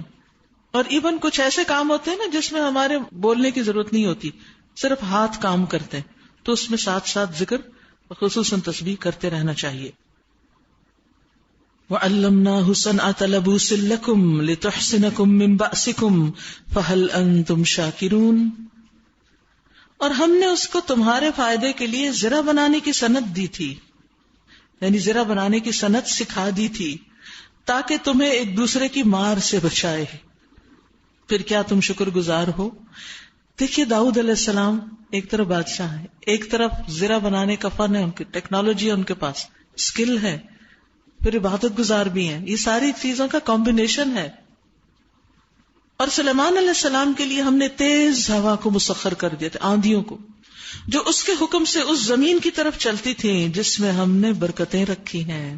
سبحان اللہ، ہم ہر چیز کا علم رکھنے والے تھے، اور شیاطین میں سے ہم نے بہت سوں کو اس کا تابع بنا دیا تھا، جن ان کے قابو میں تھے، جو اس کے لیے غوطے لگاتے تھے، یعنی سمندروں وغیرہ میں، اور وہاں سے چیزیں نکال لاتے، اور اس کے سوا دوسرے کام کرتے تھے، ان سب کے نگران ہم ہی تھے۔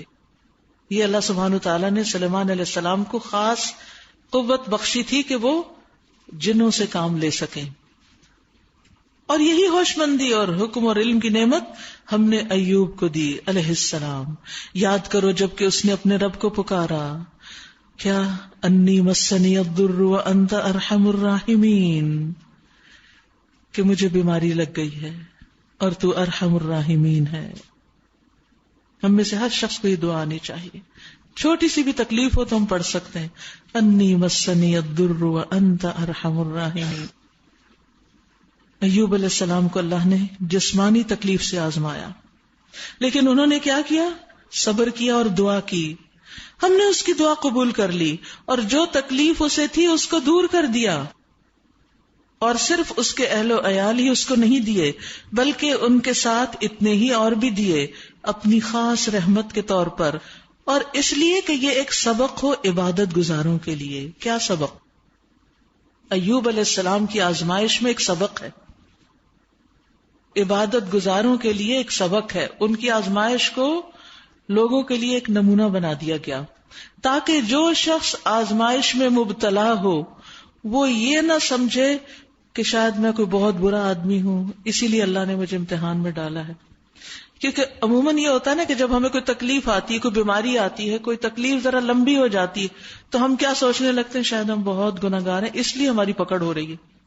تو عابدین جو عبادت کر رہے ہیں، اللہ کے محبوب بندے ہیں، پھر بھی ان میں آزمائش آ رہی ہے۔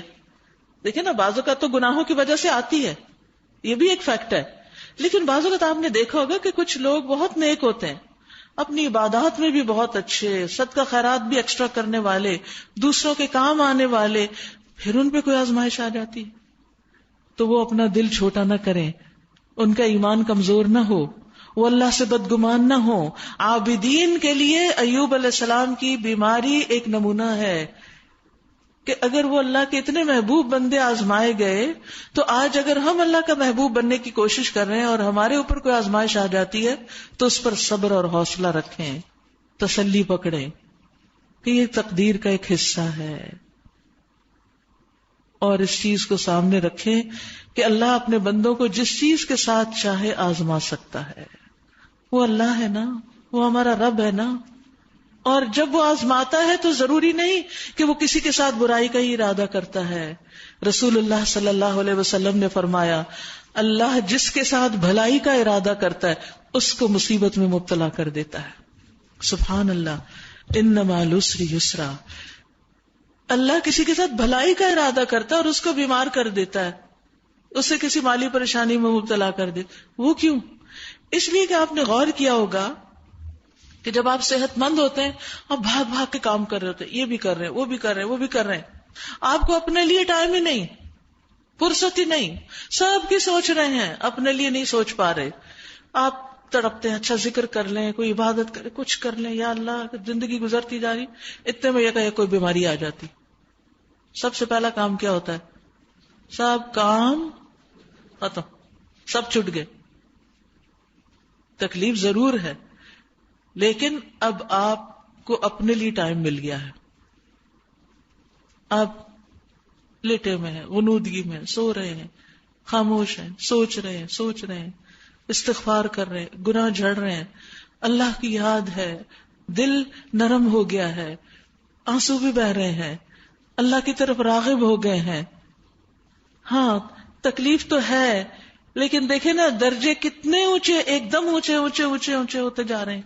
یہ عام حالات میں تو نہیں ہو رہے تھے. ایک اور حدیث میں بھی آتا ہے نا, یعنی مفہوم یہ ہے کہ جب اللہ تعالیٰ کسی کا درجہ جو اس کے ہاں لکھا ہوتا ہے اور وہ انسان اپنے عمل کے ذریعے وہاں نہیں پہنچ پا رہا ہوتا تو اس کو کسی امتحان میں ڈال دیتا ہے اور وہ اس میں صبر کر کے اس درجے تک جا پہنچتا ہے.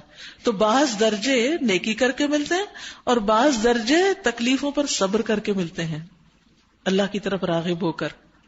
دیکھیں جب بیمار ہوتے ہیں نا پھر یاد آتا ہے اچھا وہ فلاں کا قرضہ بھی دینا ہے, وہ امانت بھی ہے, وہ فلاں وعدہ بھی ہے, یہ بھی میرا ڈریم ہے, اللہ زندگی دے دے, یہ بھی کروں وہ بھی کروں.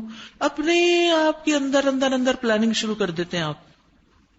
پھر اپنی آخرت کو بھی یاد کرتے, اللہ اس وقت ہسپتال میں پڑی ہوں تو بستر مرگ پہ کیسے پڑی ہوگی, موت کیسے آئے گی. عام حالات میں بڑے غافل ہو جاتے ہیں, موت کے بارے میں بھی نہیں سوچتے. اللہ قبر کیسی ہوگی, اس وقت میں اکیلی ہی تکلیف میں ہوں, باقی تو کوئی میری تکلیف بانٹ نہیں پا رہا. اللہ قبر میں بھی کوئی میری تکلیف نہیں بانٹے گا, قیامت کے دن بھی کوئی ساتھ نہیں ہوگا, ہو بھی کوئی تو جو اپنے پہ گزر رہی ہے وہ اپنے پر ہی ہے. تو یہ ساری باتیں اور سوچیں انسان بیمار ہو کے ہی سوچتا ہے, یا پھر اسی طرح اچانک کوئی کسی جگہ جھٹکا لگتا ہے, کوئی تکلیف مالی پریشانی آ جاتی ہے, کچھ اور. تو یہ دراصل اللہ کا بندے سے بھلائی کا ارادہ ہوتا ہے, ہوش میں آ جاؤ, ہوش میں آ جاؤ. رسول اللہ صلی اللہ علیہ وسلم نے فرمایا بے شک اللہ عز و جل جب کسی قوم سے محبت کرتا ہے, جب کسی قوم سے محبت کرتا ہے تو انہیں آزمائش میں مبتلا کر دیتا ہے. پھر جو صبر کرتا ہے اسے صبر مل جاتا ہے, اور جو جزا فضا کرتا ہے, رونا دھونا ڈال دیتا ہے, اس کے لیے پھر رونا دھونا ہی رہ جاتا ہے, جزا فضا ہی رہ جاتی, پھر وہ بس روتا ہی رہتا ہے, اس کو صبر نہیں ملتا. تو دونوں ری ایکشن ہوتے ہیں. کچھ لوگ صبر کر کے اللہ کی طرف راغب ہو جاتے ہیں اور کچھ اللہ سے ناراض ہو جاتے ہیں. اور یہی نعمت اسماعیل اور ادریس اور ذوالکفل کو دی تھی. یہ سب صابر لوگ تھے, انبیاء کی خاص خصوصیت. تو ہر دین کا کام کرنے والوں کو بھی صبر کا دامن تھامنا چاہیے, اور ان کو ہم نے اپنی رحمت میں داخل کیا کہ وہ صالحین میں سے تھے, سب صالح تھے. اور مچھلی والے کو بھی ہم نے نوازا. کون تھے مچھلی والے؟ ذنون, یونس علیہ السلام. یاد کرو جب کہ وہ ناراض ہو کے چلے گئے تھے, مغاضباً, اور سمجھے تھے کہ ہم اس پر گرفت نہ کریں گے, ان کو پکڑیں گے نہیں, ان پہ قدرت نہیں رکھتے. آخر کو اس نے تاریکیوں میں سے پکارا, اندھیروں میں, رات کا اندھیرا, سمندر کا اندھیرا, مچھلی کے پیٹ کا اندھیرا, کہیں سے روشنی کی کوئی کرن نہیں, سخت اندھیرا. کیا کہا؟ اللہ الہ الا انت سبحانک انی کنت من الظالمین. نہیں ہے کوئی الہ مگر تو, پاک ہے تیری ذات, بے شک میں نے قصور کیا ہے, میری غلطی ہے, اعتراف کر لیا. تو آج کی دعا کیا ہے؟ لا الہ الا انت سبحانک انی کنت من الظالمین. اللہ کو بندے کا گناہ کا اعتراف بہت پسند آتا ہے. تو کیا ہوا؟ تب ہم نے اس کی دعا قبول کر لی اور غم سے اس کو نجات بخشی. وَكَذَلِكَ نُنْجِي الْمُؤْمِنِينَ, خوشخبری ہے, مومنوں کو بھی ہم اسی طرح نجات دیتے ہیں. باقی مومن بھی جب کسی پریشانی میں ہوتے ہیں اور اس دعا کے ساتھ اللہ کو پکارتے ہیں تو اللہ تعالیٰ ان کی پریشانی بھی دور کرتا ہے. اس لیے تسبیح کے ساتھ, ایک تو ہے صرف تسبیح کرنا جس کا پیچھے ذکر ہوا, اور ایک ہے تسبیح کے ساتھ اپنے گناہوں کا بھی اعتراف کرنا، یعنی تسبیح اور استغفار دونوں ساتھ ساتھ ہے. تو اگر آپ یہ پڑھ لیتے ہیں تو دونوں چیزیں ہو جائیں گی. کیونکہ اکثر لوگ پوچھتے ہیں پہلے تسبیح کریں کہ پہلے استغفار کریں، تو اس سے بھی کیا پتہ چلتا ہے، پہلے تسبیح اور پھر استغفار. اور زکریا کو جبکہ اس نے اپنے رب کو پکارا کہ اے پروردگار مجھے اکیلا نہ چھوڑ، اور بہترین وارث تو تو ہی ہے، بس ہم نے اس کی دعا قبول کی اور اسے یحییٰ عطا کیا اور اس کی بیوی کو اس کے لیے درست کر دیا. یہ کون لوگ تھے؟ انہم کانوا یسارعون فی الخیرات ویدعوننا رغبا ورہبا وکانوا لنا خاشعین. ان سب پیغمبروں کی خاص خوبیاں ان کا ذکر ہے یہاں. یہ لوگ نیکی کے کاموں میں دوڑ دھوپ کرتے تھے، بھاگتے دوڑتے تھے، محنت اور کوشش، اور ہمیں رغبت اور خوف کے ساتھ پکارتے تھے. صرف کام ہی نہیں کرتے تھے بلکہ دعائیں بھی ساتھ ساتھ ہوتی تھیں، اور ہمارے آگے جھکے ہوئے تھے، ہماری بات مانتے تھے. اور وہ خاتون جس نے اپنی عصمت کی حفاظت کی، ہم نے اس کے اندر اپنی روح سے پھونکا اور اسے اور اس کے بیٹے کو دنیا بھر کے لیے نشانی بنا دیا. مریم علیہ السلام کا ذکر ہے. یہ تمہاری امت حقیقت میں ایک ہی امت ہے اور میں تمہارا رب ہوں. یعنی جتنے بھی پیغمبر ہیں ان سب کا دین ایک ہی تھا، سب نے ایک ہی طرف بلایا، اپنے رب ہی کی عبادت کی، اسی سے دعائیں کی. آپ دیکھیے یہاں سارے پیغمبروں کی دعاؤں کا خاص ذکر آ رہا ہے، کیونکہ دعا بھی عبادت ہے، بلکہ عبادت کا اعلیٰ درجہ. اور میں تمہارا رب ہوں بس تم میری عبادت کرو. مگر انہوں نے آپس میں دین کو ٹکڑے ٹکڑے کر ڈالا. سب کو ہماری طرف پلٹنا ہے. پھر جو نیک عمل کرے گا اس حال میں کہ وہ مومن ہو تو اس کے کام کی ناقدری نہ ہوگی، اس کی کوششوں کو قبول کیا جائے گا. اور اسے ہم لکھ رہے ہیں، اعمال نامے تیار ہو رہے ہیں. اور ممکن نہیں کہ جس بستی کو ہم نے ہلاک کر دیا ہو پھر وہ پلٹ سکے، یہاں تک کہ جب یاجوج ماجوج کھول دیے جائیں گے اور ہر بلندی سے وہ نکل پڑیں گے. یاجوج ماجوج ان کا ذکر کل بھی ہوا تھا سورۃ الکہف میں. یاجوج ماجوج ایک قوم ہے، ایک خاص علاقے میں بند ہے، اپنے مقرر مدت پر نکل آئے گی. رسول اللہ صلی اللہ علیہ وسلم نے فرمایا یاجوج ماجوج روزانہ دیوار میں سوراخ کرتے ہیں، اور جب اتنا سوراخ کر لیتے ہیں کہ جس سے سورج کی شعاعیں دیکھ سکیں تو ان کا سردار کہتا ہے اب واپس لوٹ چلو، کل تم اسے گرا دو گے. لیکن اگلے دن جب وہ واپس آتے ہیں تو پہلے سے زیادہ مضبوط ہو چکی ہوتی. یہ سلسلہ اس وقت تک چلتا رہے گا جب تک وہ اپنی مدت کو نہ پہنچ جائیں، اور جب اللہ کا ارادہ ہوگا کہ اب انہیں لوگوں پہ مسلط کریں تو وہ اس میں سوراخ کریں گے. جب اتنا سوراخ کر چکیں گے جس سے سورج کی شعاعیں دیکھ سکیں تو ان کا سردار کہے گا اب واپس چلو، کل تم انشاءاللہ اسے گرا دو گے. جب انشاءاللہ کہیں گے تو اگلے دن جب وہ واپس آئیں گے تو دیوار اسی حالت پر ہوگی جس پہ وہ چھوڑ کر گئے ہوں گے، اور پھر وہ اسے گرا کر لوگوں پر چڑھ دوڑیں گے. نبی صلی اللہ علیہ وسلم نے فرمایا جب یاجوج ماجوج کو کھول دیا جائے گا اور وہ لوگوں پر اس طرح نکل آئیں گے جیسے اللہ تعالیٰ نے فرمایا کہ وہ ہر بلندی سے پھسلتے ہوئے معلوم ہوں گے. جیسے اوپر سے نیچے آتے ہوئے کوئی دوڑ رہا ہوتا نا، آپ آرام سے نہیں چل سکتے، پھسلتے جاتے ہیں، ایسے ہی وہ دوڑ دوڑ کر وہ آبادیوں میں پھیل جائیں گے. تو وہ روئے زمین پہ چھا جائیں گے، دنیا کے ہر حصے میں پھیل جائیں گے، اور مسلمان اپنے اپنے شہروں اور قلعوں میں سمٹ جائیں گے. یاجوج ماجوج لوگوں کے مویشیوں کو پکڑ لیں گے، زمین کا سارا پانی پی جائیں گے، حتیٰ کہ ان میں سے کچھ لوگ ایک نہر سے گزریں گے تو اس کا سارا پانی پی کے اسے خشک کر دیں گے. پھر ان کے بعد ہی ان کے کچھ لوگ وہاں سے گزریں گے تو کہیں گے یہاں کبھی پانی بھی ہوتا تھا. لیکن یہ ختم کیسے ہوں گے؟ عیسیٰ علیہ السلام کی دعا سے. تو عیسیٰ علیہ السلام اور ان کے ساتھی گڑ گڑا کے دعا کریں گے تو اللہ تعالیٰ یاجوج ماجوج پر ان کی گردنوں میں کیڑے کا عذاب نازل کر دے گا. تو وہ سب ایک انسان کے مرنے کی طرح اس کا شکار ہو جائیں گے، سب کو ایک ہی بیماری لگے گی. پھر اللہ کے نبی عیسیٰ علیہ السلام اور ان کے ساتھی اتر کر میدانی زمین پر آئیں گے تو انہیں زمین میں بالش بھر جگہ بھی نہیں ملے گی جو ان کی گندگی اور بدبو سے بھری ہوئی نہ ہو. اس پر عیسیٰ علیہ السلام اور ان کے ساتھی اللہ کے سامنے پھر گڑ گڑائیں گے تو اللہ بختی اونٹوں جیسے لمبی گردنوں والے پرندے بھیجیں گے جو انہیں اٹھا کر جہاں اللہ چاہے گا جا پھینکیں گے. پھر اللہ زمین پر ایسی بارش بھیجے گا جس سے کوئی گھر اینٹوں کا ہو یا اون کا اوٹ مہیا نہیں کر سکے گا، وہ زمین کو دھو کر شیشے کی طرح صاف کر کے چھوڑ دے گی، یعنی بارش ہر چیز پہ برسے گی اور زمین بالکل صاف ہو جائے گی. تو یہ ہے یاجوج ماجوج کے بارے میں وہ صحیح روایات یا ان کی معلومات بس اس حد تک ہمیں ملتی ہیں، اور باقی لوگ وہ فلاں قوم یاجوج ماجوج ہے، اور یہ ایسی باتیں بالکل غلط ہے. وہ ایک خاص جگہ پر ہیں جہاں آپ دیکھیں نا دیوار سے سورج کی شعاع، اس کا مطلب یہ ہے کہ بالکل کورڈ ہے جہاں بھی ہیں. تو پھر جب اللہ چاہے گا نکلیں گے، اور نکلیں گے تو پھر ہر جگہ پھیل جائیں گے، اور پھر جب اللہ چاہے گا تو ان کو مار دے گا، اور جب چاہے گا ان سے زمین کو صاف کر دے گا. لیکن یہ ایک بہت بڑا فتنہ ہوں گے لوگوں کے لیے، اور وعدہ برحق کے پورا ہونے کا وقت قریب آ لگے گا، یعنی یہ قیامت کے قریب ہوگا.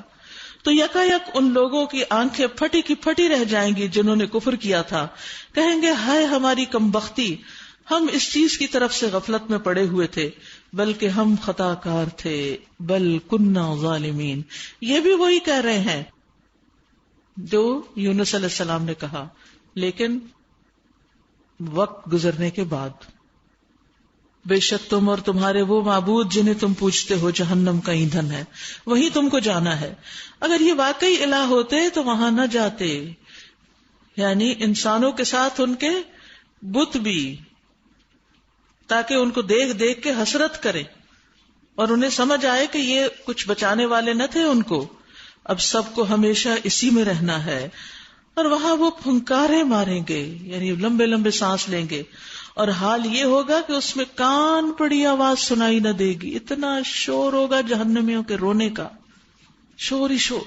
اب دیکھیے کہ نوائز پولوشن کتنی سخت ہوتی، جلنے کا عذاب اور کیڑوں کے کھانے کا، اور وہ سب تو اپنی جگہ، اس کے ساتھ کان میں کوئی آواز نہیں آئے گی. رہے وہ لوگ جن کے لیے ہماری طرف سے بھلائی کا پہلے ہی فیصلہ ہو چکا ہوگا، وہ یقیناً اس سے دور رکھے جائیں گے اور اس کی سرسراہٹ تک نہ سنیں گے. لا يسمعون حسیسها، یعنی جہنم کی کوئی آواز ان تک نہیں آئے گی، اور وہ ہمیشہ ہمیشہ اپنی من بھاتی چیزوں کے درمیان میں رہیں گے. وہ انتہائی گھبراہٹ کا وقت ان کو ذرا پریشان نہ کرے گا. لا يحزنهم الفزع الاکبر.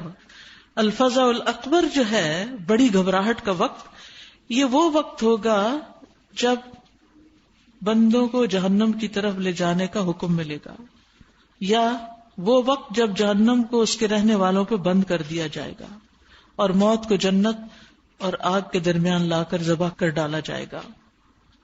تو یاد رکھیے کہ قبروں سے نکلنے کا وقت بھی بڑی گھبراہٹ کا وقت ہوگا. اللہ تعالی ہم سب کو اس دن کی گھبراہٹ سے محفوظ رکھے.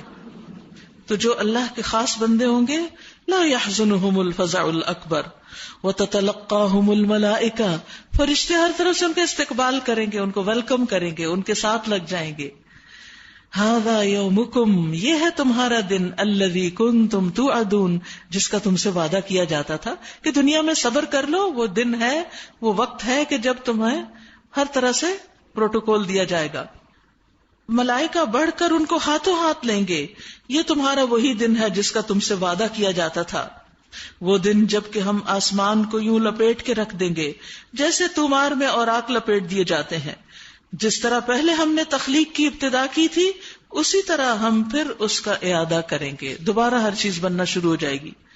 یہ ایک وعدہ ہے ہمارے ذمہ، اور یہ کام ہمیں بہرحال کرنا ہے، یعنی یہ تو ہو کر ہی رہنا ہے.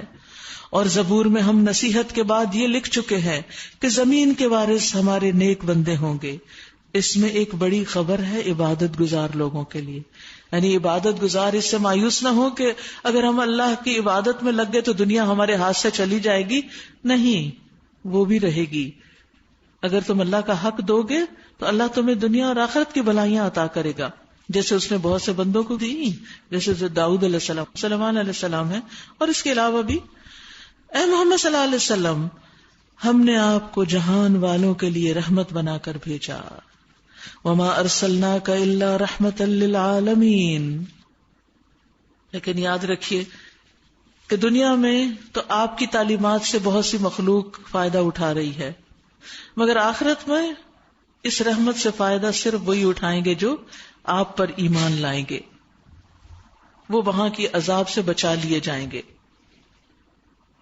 آپ صلی اللہ علیہ وسلم صرف اپنے ساتھیوں کے لیے نہیں، دشمنوں کے لیے بھی رحمت تھے. ابو ہریرہ کہتے ہیں کہ آپ سے عرض کیا گیا اللہ کے رسول مشرکوں کے لیے بد دعا کیجیے. آپ نے فرمایا مجھے لعنت کرنے والا بنا کے نہیں بھیجا گیا بلکہ مجھے تو رحمت بنا کے بھیجا گیا ہے. اور قیامت کے دن آپ کی امت کی جو شفاعت ہوگی یہ بھی اسی وجہ سے ہوگی. اور کبیرہ گناہوں والے کے لیے شفاعت. ان سے کہیے میرے پاس جو وحی آتی ہے وہ یہ ہے انما الہکم الہ واحد، کہ تمہارا الہ بس ایک ہی الہ ہے. پھر کیا تم سر اطاعت جھکاتے ہو؟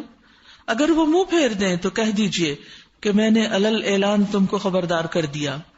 اب یہ میں نہیں جانتا کہ وہ چیز جس کا تم سے وعدہ کیا جا رہا ہے قریب ہے یا دور ہے. اللہ وہ باتیں بھی جانتا ہے جو بلند آواز سے کہی جاتی ہیں.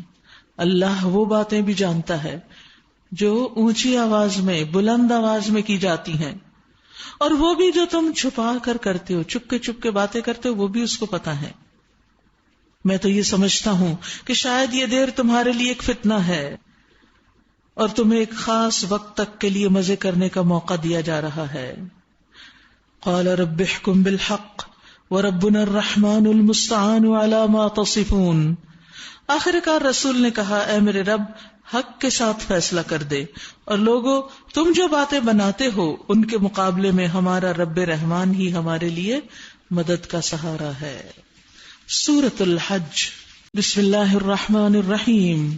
یا ایھا الناس اتقوا ربکم ان زلزلۃ الساعۃ شیء عظیم. لوگو اپنے رب کے غضب سے بچو. حقیقت یہ ہے کہ قیامت کا زلزلہ بڑی ہولناک چیز ہے. جس روز تم اسے دیکھو گے حال یہ ہوگا کہ ہر دودھ پلانے والی اپنے دودھ پیتے بچے سے غافل ہو جائے گی، ہر حاملہ کا حمل گر جائے گا، اور لوگ تمہیں مدہوش نظر آئیں گے حالانکہ وہ نشے میں نہ ہوں گے، بلکہ اللہ کا عذاب بھی کچھ ایسا سخت ہوگا. قیامت کے دن کی شدت کا ذکر کیا جا رہا ہے کہ جب وہ آئے گی تو لوگوں پہ کیا گزرے گی. یہاں پر کل مرضعۃ کا لفظ آیا ہے. مرضعہ اس عورت کو کہتے ہیں جو دودھ پلانے کی حالت میں ہوتی، کہ جب وہ بچے کے منہ میں اپنا دودھ رکھے ہوئے ہوتی ہے، یعنی بچہ دودھ پی رہا ہوگا کہ وہ گھبرا کر اس کو دودھ چھڑا دے گی، اور اگر کسی عورت کے پیٹ میں بچہ ہے تو وہ بچہ گر جائے گا اس ڈر سے، اس ہول سے، اور لوگوں پر ایسی کیفیت ہوگی کہ جیسے وہ نشے کی حالت میں ہو، ہوش بھول جائیں گے ان کو. یعنی قیامت کی ہولناکی کوئی معمولی چیز نہیں ہے. لیکن اس کے باوجود لوگوں کا حال کیا ہے؟ وَمِنَ النَّاسِ مَن يُجَادِلُ فِي اللَّهِ بِغَيْرِ عِلْمٍ وَيَتَّبِعُ كُلَّ شَيْطَانٍ مَرِيدٍ. بعض لوگ ایسے ہیں جو علم کے بغیر اللہ کے بارے میں بحثیں کرتے ہیں اور ہر شیطان سرکش کی پیروی کرنے لگتے ہیں، حالانکہ اس کے تو نصیب ہی میں یہ لکھا ہے کہ جو اس کو دوست بنائے گا اسے وہ گمراہ کر کے چھوڑے گا اور عذاب جہنم کا راستہ دکھائے گا. لوگو اگر تمہیں زندگی بعد موت کے بارے میں کچھ شک ہے تو تمہیں معلوم ہو کہ ہم نے تمہیں مٹی سے پیدا کیا ہے، پھر نطفے سے، پھر خون کے لوتھڑے سے، پھر گوشت کی بوٹی سے جو شکل والی بھی ہوتی ہے اور بے شکل بھی. یہ ہم اس لیے بتا رہے ہیں تاکہ تم پر حقیقت واضح کر دیں. ہم جس نطفے کو چاہتے ہیں ایک وقت خاص تک رحموں میں ٹھہرائے رکھتے ہیں، پھر تمہیں ایک بچے کی صورت میں نکال لاتے ہیں، پھر تمہیں پرورش کرتے ہیں تاکہ تم اپنی پوری جوانی کو پہنچو. تم میں سے کوئی پہلے ہی واپس بلا لیا جاتا ہے، جوان ہونے سے پہلے ہی فوت ہو جاتا ہے، اور کوئی بدترین عمر کی طرف پھیر دیا جاتا ہے. بعض اوقات ایسا ہوتا ہے نا کہ گھر میں بزرگ بوڑھے طویل عمر تک جی رہے ہیں اور اسی گھر میں ایک جوان کی ڈیتھ ہو جاتی. یہ اللہ کا فیصلہ ہے، جس کو چاہے لمبی عمر کے، جس کو چاہے جوانی میں لے لے. اور کوئی بدترین عمر کی طرف پھیر دیا جاتا ہے تاکہ سب کچھ جاننے کے بعد پھر کچھ نہ جانے.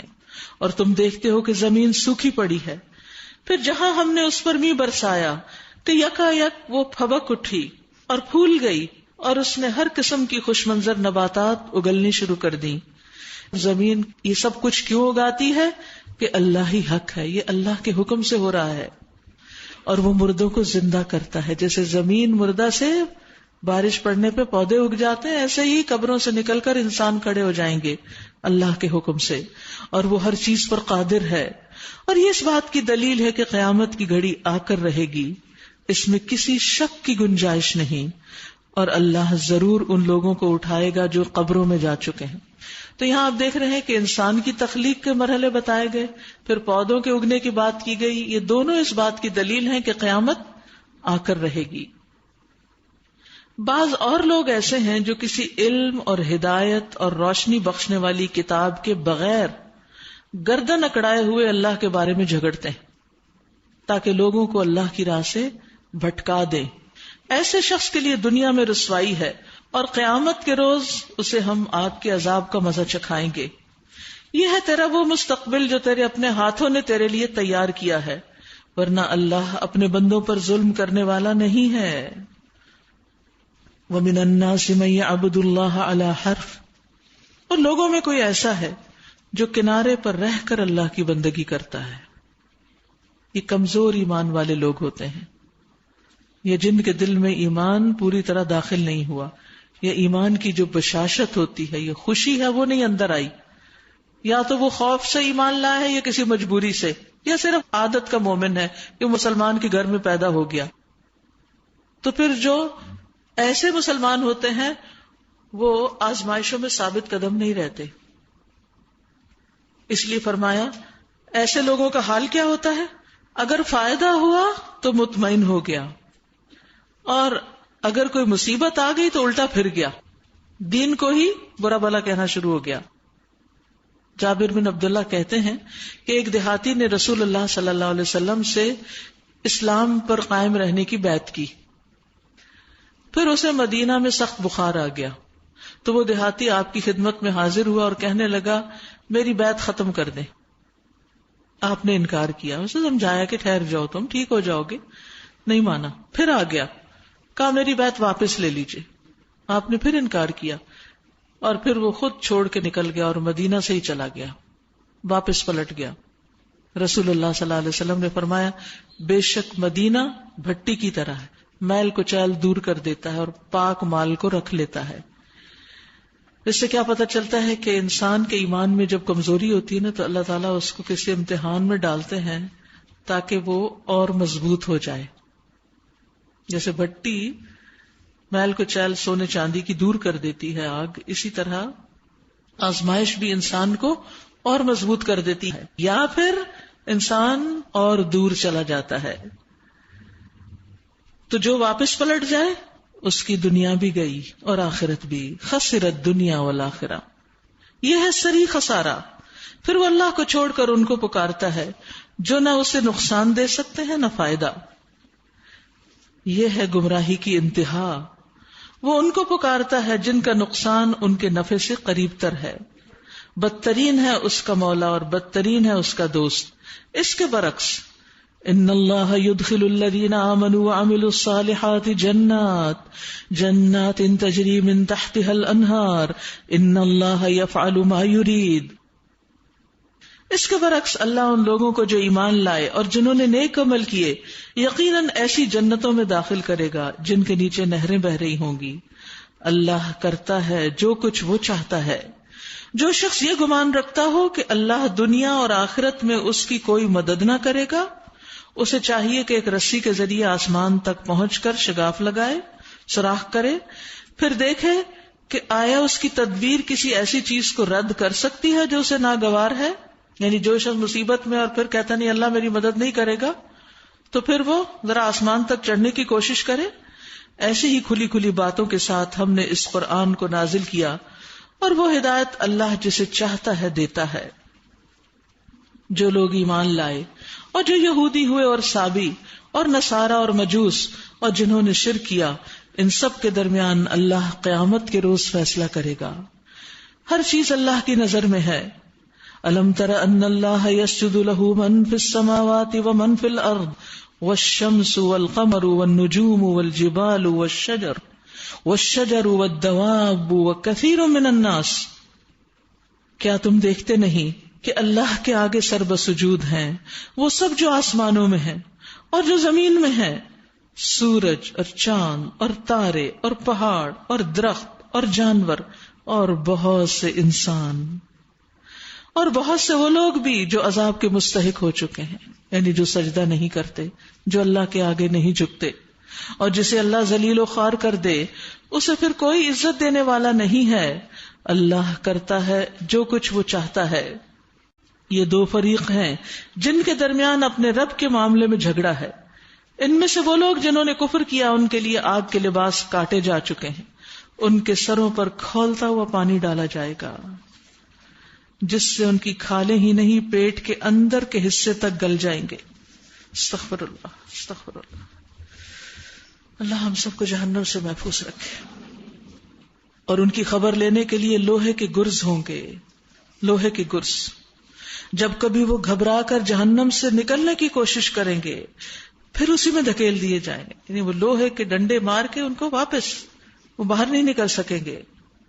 اور یہاں پر یہ جو کہا گیا نا کہ آگ ان کو گھیر لے گی کپڑے کی طرح، لہم ثیاب من نار، جیسے کپڑا جسم کے اوپر لگا ہوا ہوتا ہے نا، تو آگ بھی اسی طرح ان کے جسموں کے ساتھ لگی ہوئی ہوگی، جیسے گویا انہوں نے آگ کا لباس پہنا ہوا ہو، آگ ہی کے جوتے، آگ ہی کے تسمے، ہر چیز آگ کی، اور اوپر سر پہ کھولتا ہوا پانی۔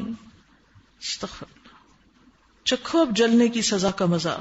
دوسری طرف جو لوگ ایمان لائے اور جنہوں نے نیک عمل کیے ان کو اللہ ایسی جنتوں میں داخل کرے گا جن کے نیچے نہریں بہہ رہی ہوں گی، وہاں وہ سونے کے کنگنوں اور موتیوں سے آراستہ کیے جائیں گے اور ان کے لباس ریشم کے ہوں گے۔ ان کو پاک بات قبول کرنے کی ہدایت بخشی گئی اور انہیں تعریف والے رب کا راستہ دکھایا گیا۔ جن لوگوں نے کفر کیا اور جو آج اللہ کے راستے سے روک رہے ہیں اور اس مسجد حرام کی زیارت میں رکاوٹ ہیں جسے ہم نے سب لوگوں کے لیے بنایا ہے، جس میں مقامی باشندوں اور باہر سے آنے والوں کے حقوق برابر ہیں، ان کی روش یقیناً سزا کی مستحق ہے۔ اس مسجد حرام میں بھی جو سیدھے راستے سے ہٹ کر ظلم کا طریقہ اختیار کرے گا اسے ہم دردناک عذاب کا مزہ چکھائیں گے۔ یاد کرو وہ وقت جبکہ ہم نے ابراہیم علیہ السلام کے لیے اس گھر خانہ کعبہ کی جگہ تجویز کی تھی، اس ہدایت کے ساتھ کہ میرے ساتھ کسی چیز کو شریک نہ کرو۔ یعنی کعبہ بنانے کا مقصد کیا تھا کہ ساری آبادیوں سے ہٹ کر ایک بالکل خالی جگہ پر اللہ کا گھر بنایا جائے جہاں کوئی شرک نہ ہو۔ تو کیا ہدایت تھی کہ میرے ساتھ کسی چیز کو شریک نہ کرو، اور میرے گھر کو طواف کرنے والوں اور قیام اور رکوع اور سجود کرنے والوں کے لیے پاک رکھو۔ یاد رکھیں عبادت گاہیں، اللہ کا ذکر کرنے والی جگہیں پاک صاف ہونی چاہیے، اور ان کو پاک صاف رکھنا ہم سب کی ذمہ داری بنتی ہے۔ اور لوگوں کو حج کے لیے اذن عام دے دو، آواز دے دو کہ وہ تمہارے پاس ہر دور دراز مقام سے پیدل اور اونٹوں پر سوار آئیں تاکہ وہ فائدے دیکھیں جو یہاں ان کے لیے رکھے گئے ہیں۔ اس وقت ابراہیم علیہ السلام نے جب ان کے آس پاس لوگ نہیں تھے، کوئی مائکرو فون نہیں تھا، کوئی سیٹلائٹس نہیں تھے، کچھ بھی نہیں تھا، بس ایک آواز تھی ان کی خالی، بغیر کسی مائک کے، کسی ایمپلیفائر کے بغیر، اس میں اخلاص تھا۔ پہاڑ کی چوٹی پہ کھڑے ہو کر سب کو انہوں نے پکارا اور اللہ نے وہ پکار لوگوں تک پہنچا دی۔ اور چند مقرر دنوں میں ان جانوروں پر اللہ کا نام لیں جو اس نے انہیں بخشے ہیں، خود بھی کھائیں اور تنگ دست محتاج کو بھی دیں، پھر اپنا میل کچیل دور کریں، اپنی نظریں پوری کریں اور اس قدیم گھر کا طواف کریں۔ کچھ حج کے ریچولز کا ذکر ہے یہاں۔ یہ تھا تعمیر کعبہ کا مقصد، یعنی کعبہ حج کے لیے بھی بنایا گیا، اور جو کوئی اللہ کی قائم کردہ حرمتوں کا احترام کرے تو یہ اس کے رب کے نزدیک خود اسی کے لیے بہتر ہے۔ یعنی جو شخص اللہ کی حرمات شاعر کی تعظیم کرتا ہے، عزت کرتا ہے، وہ اس کے اپنے حق میں اچھا ہے۔ اور تمہارے لیے مویشی جانور حلال کیے گئے سوائے ان چیزوں کے جو تمہیں بتائی جا چکی ہیں، بس بتوں کی گندگی سے بچو، جھوٹی باتوں سے پرہیز کرو، وَاجْتَنِبُوا قَوْلَ الزُّورِ، اور پھر جھوٹی گواہی خاص طور پر۔ یکسو ہو کر اللہ کے بندے بنو، اس کے ساتھ کسی کو شریک نہ کرو، اور جو کوئی اللہ کے ساتھ شرک کرے گویا وہ آسمان سے گر گیا۔ اب یا تو اسے پرندے اچک لے جائیں گے یا ہوا اس کو ایسی جگہ لے جا کر پھینک دے گی جہاں اس کے چیتھڑے اڑ جائیں گے۔ یہ ہے اصل معاملہ، اسے سمجھ لو۔ اور جو اللہ کے مقرر کردہ شعائر کا احترام کرے فإنها من تقوى القلوب، تو یہ دلوں کے تقوی میں سے ہے۔ تمہیں ایک وقت مقرر تک ان ہدی کے جانوروں سے فائدہ اٹھانے کا حق ہے، یعنی اگر قربانی کے لیے جانور ساتھ لے جا رہے ہو تو راستے میں ان کا دودھ پی سکتے ہو، ان پہ سواری کر سکتے ہو۔ پھر ان کے قربان کرنے کی جگہ اسی قدیم گھر کے پاس ہے۔ ہر امت کے لیے ہم نے قربانی کا ایک قاعدہ مقرر کر دیا ہے تاکہ اس امت کے لوگ ان جانوروں پر اللہ کا نام لیں جو اس نے ان کو بخشے ہیں۔ ان مختلف طریقوں کے اندر ایک ہی مقصد ہے، بس تمہارا الہ ایک الہ ہے، فإلہکم الہ واحد فلہ اسلموا، تم سب اس کے فرما بردار بن جاؤ۔ بشارت دے دو عاجزانہ روش اختیار کرنے والوں کو۔ وبشر المخبتین، کون ہے مخبتین؟ الذین اذا ذکر اللہ وجلت قلوبہم، جن کا حال یہ ہے کہ اللہ کا ذکر سنتے ہیں تو ان کے دل کانپ اٹھتے ہیں، اللہ کے ذکر سے دل کانپ اٹھتے ہیں، دل ہل جاتے ہیں۔ والصابرین علی ما اصابہم، اور جو مصیبت بھی ان پر آتی ہے اس پر صبر کرتے ہیں۔ والمقیم الصلاۃ، نماز قائم کرتے ہیں۔ ومما رزقناہم ينفقون، اور جو کچھ رزق ہم نے انہیں دیا ہے اس میں سے خرچ کرتے ہیں۔ یہاں مخبتین کی 4 صفات بیان کی گئی ہیں، اور اس میں آپ دیکھیے کہ صرف ظاہری عاجزی نہیں بلکہ نماز کی پابندی، سجدوں کی کثرت، مقیم الصلاۃ۔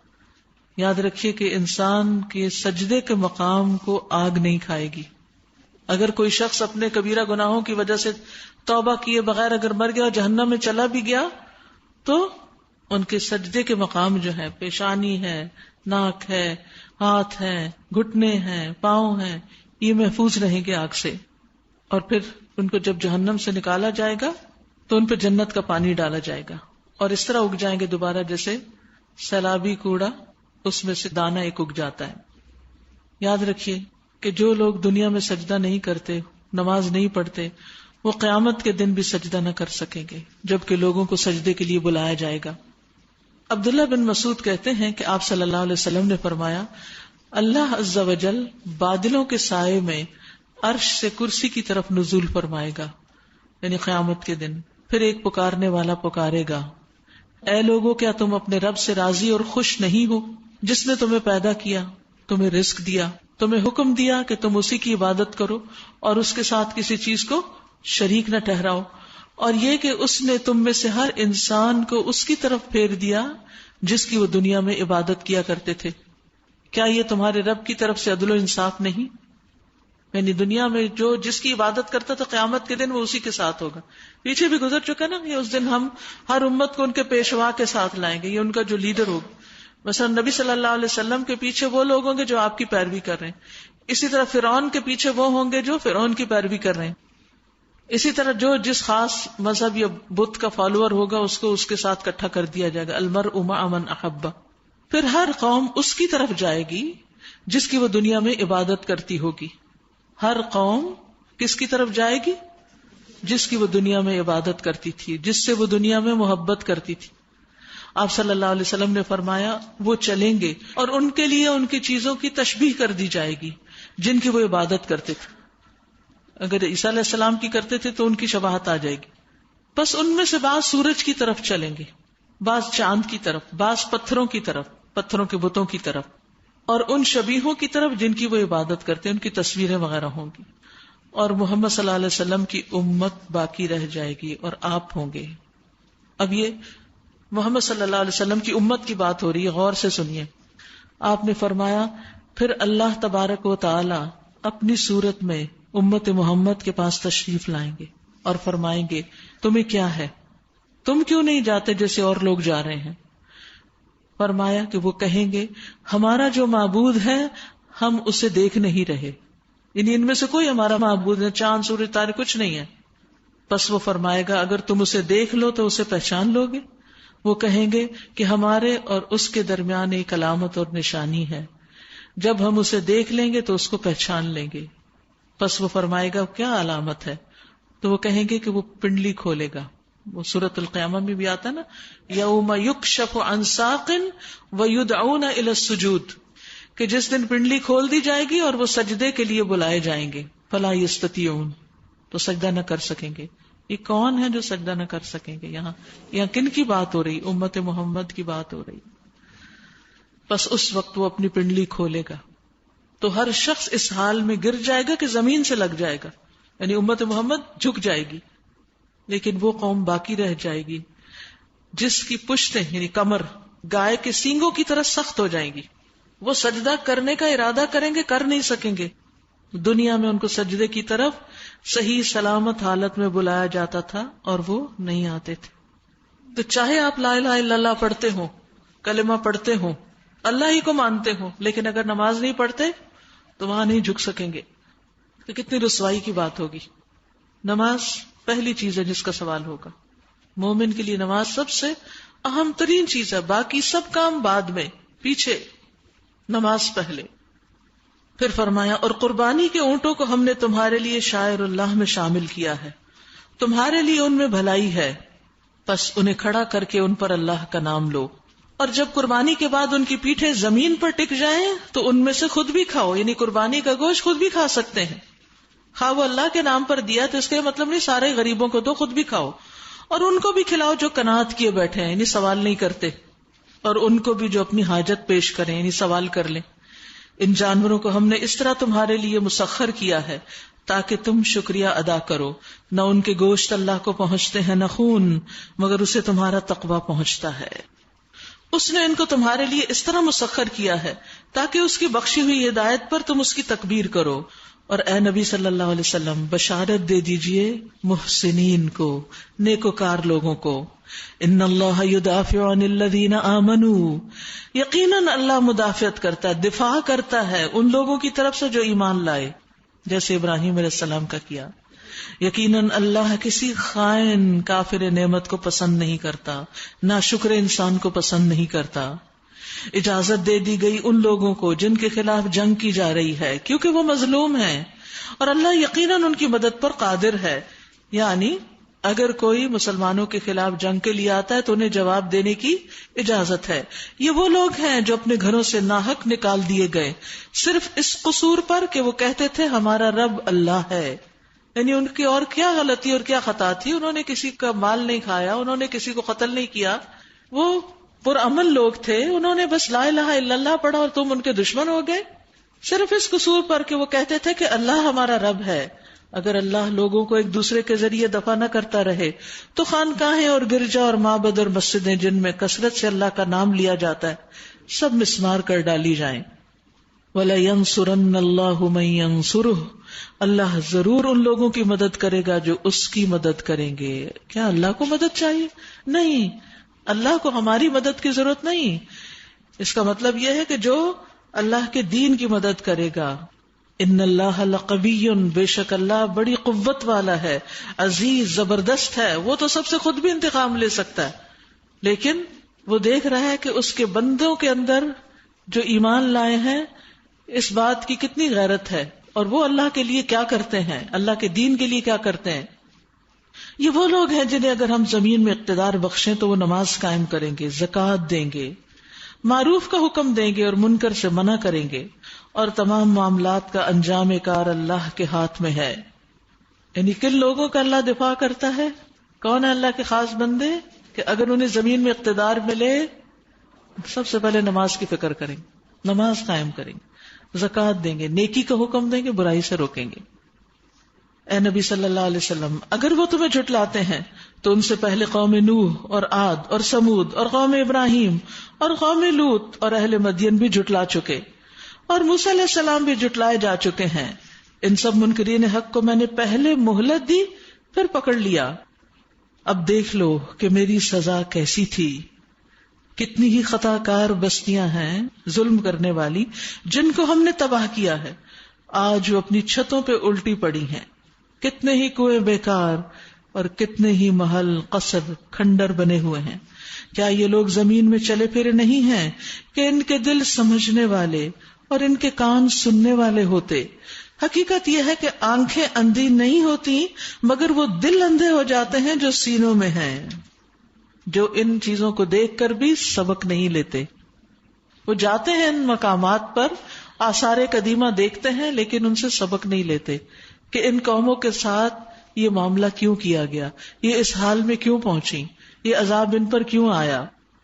یہ لوگ عذاب کے لیے جلدی مچا رہے ہیں. اللہ ہرگز اپنے وعدے کے خلاف نہ کرے گا، مگر تیرے رب کے ہاں کا ایک دن تمہاری گنتی کے 1000 سال کے برابر ہوتا ہے. کتنی ہی بستیاں ہیں جو ظالم تھی، میں نے ان کو پہلے مہلت دی، پھر پکڑ لیا، اور سب کو واپس تو میرے ہی پاس آنا ہے. اے محمد صلی اللہ علیہ وسلم ان لوگوں سے کہہ دیجئے، انہیں بتا دیجئے، لوگوں میں تو تمہارے لیے صرف وہ شخص ہوں جو برا وقت آنے سے پہلے صاف صاف خبردار کر دینے والا ہوں.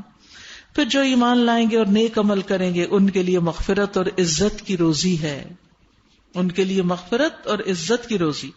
اور جو ہماری آیات کو نیچا دکھانے کی کوشش کریں گے وہ دوزخ کے ساتھی ہیں. اور اے محمد صلی اللہ علیہ وسلم ہم نے آپ سے پہلے نہ کوئی رسول ایسا بھیجا نہ نبی جس کے ساتھ یہ معاملہ نہ پیش آیا ہو کہ جب اس نے تمنا کی شیطان اس کی تمنا میں خلل انداز ہو گیا.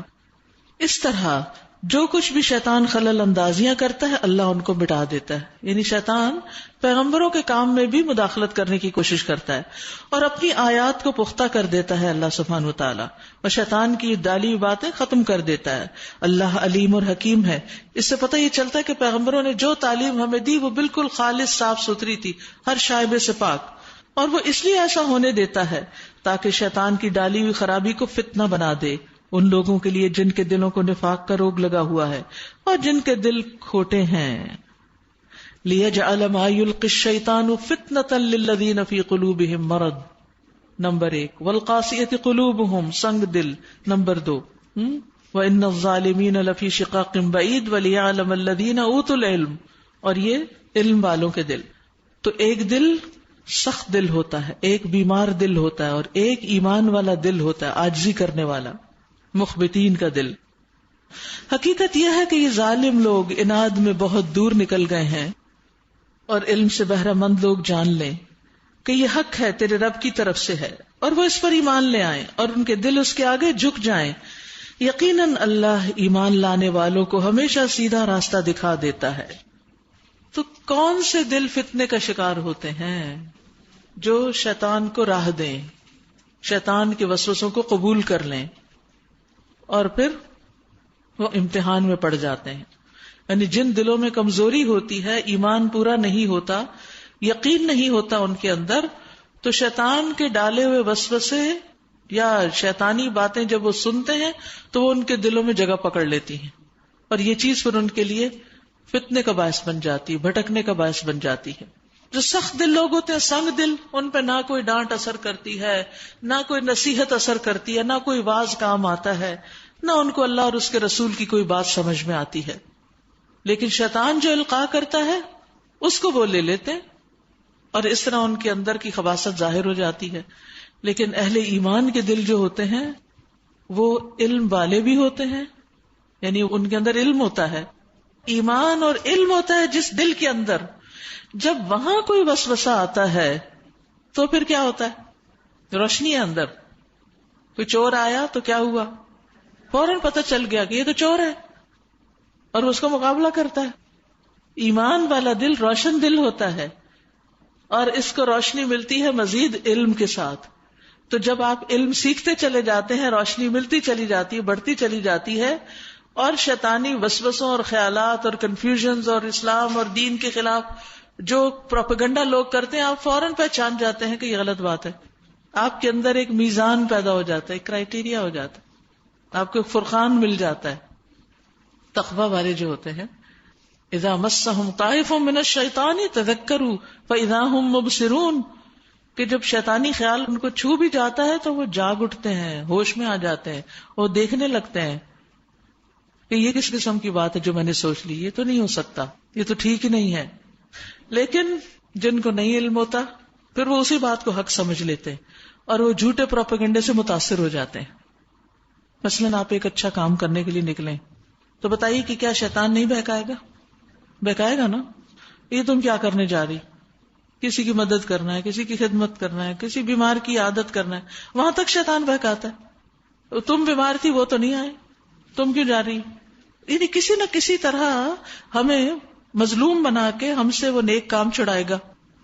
مومن کیا سوچتا ہے؟ وہ الرٹ ہو جاتا ہے، نہیں بھائی میں اس لیے تھوڑی جا رہا ہوں کہ وہ میرے پاس آئے تو میں جاؤں، میں تو اپنے فائدے کے لیے جا رہا ہوں کہ مریض کو وزٹ کرنا، ایسے جو جنت کے باغوں میں جانا.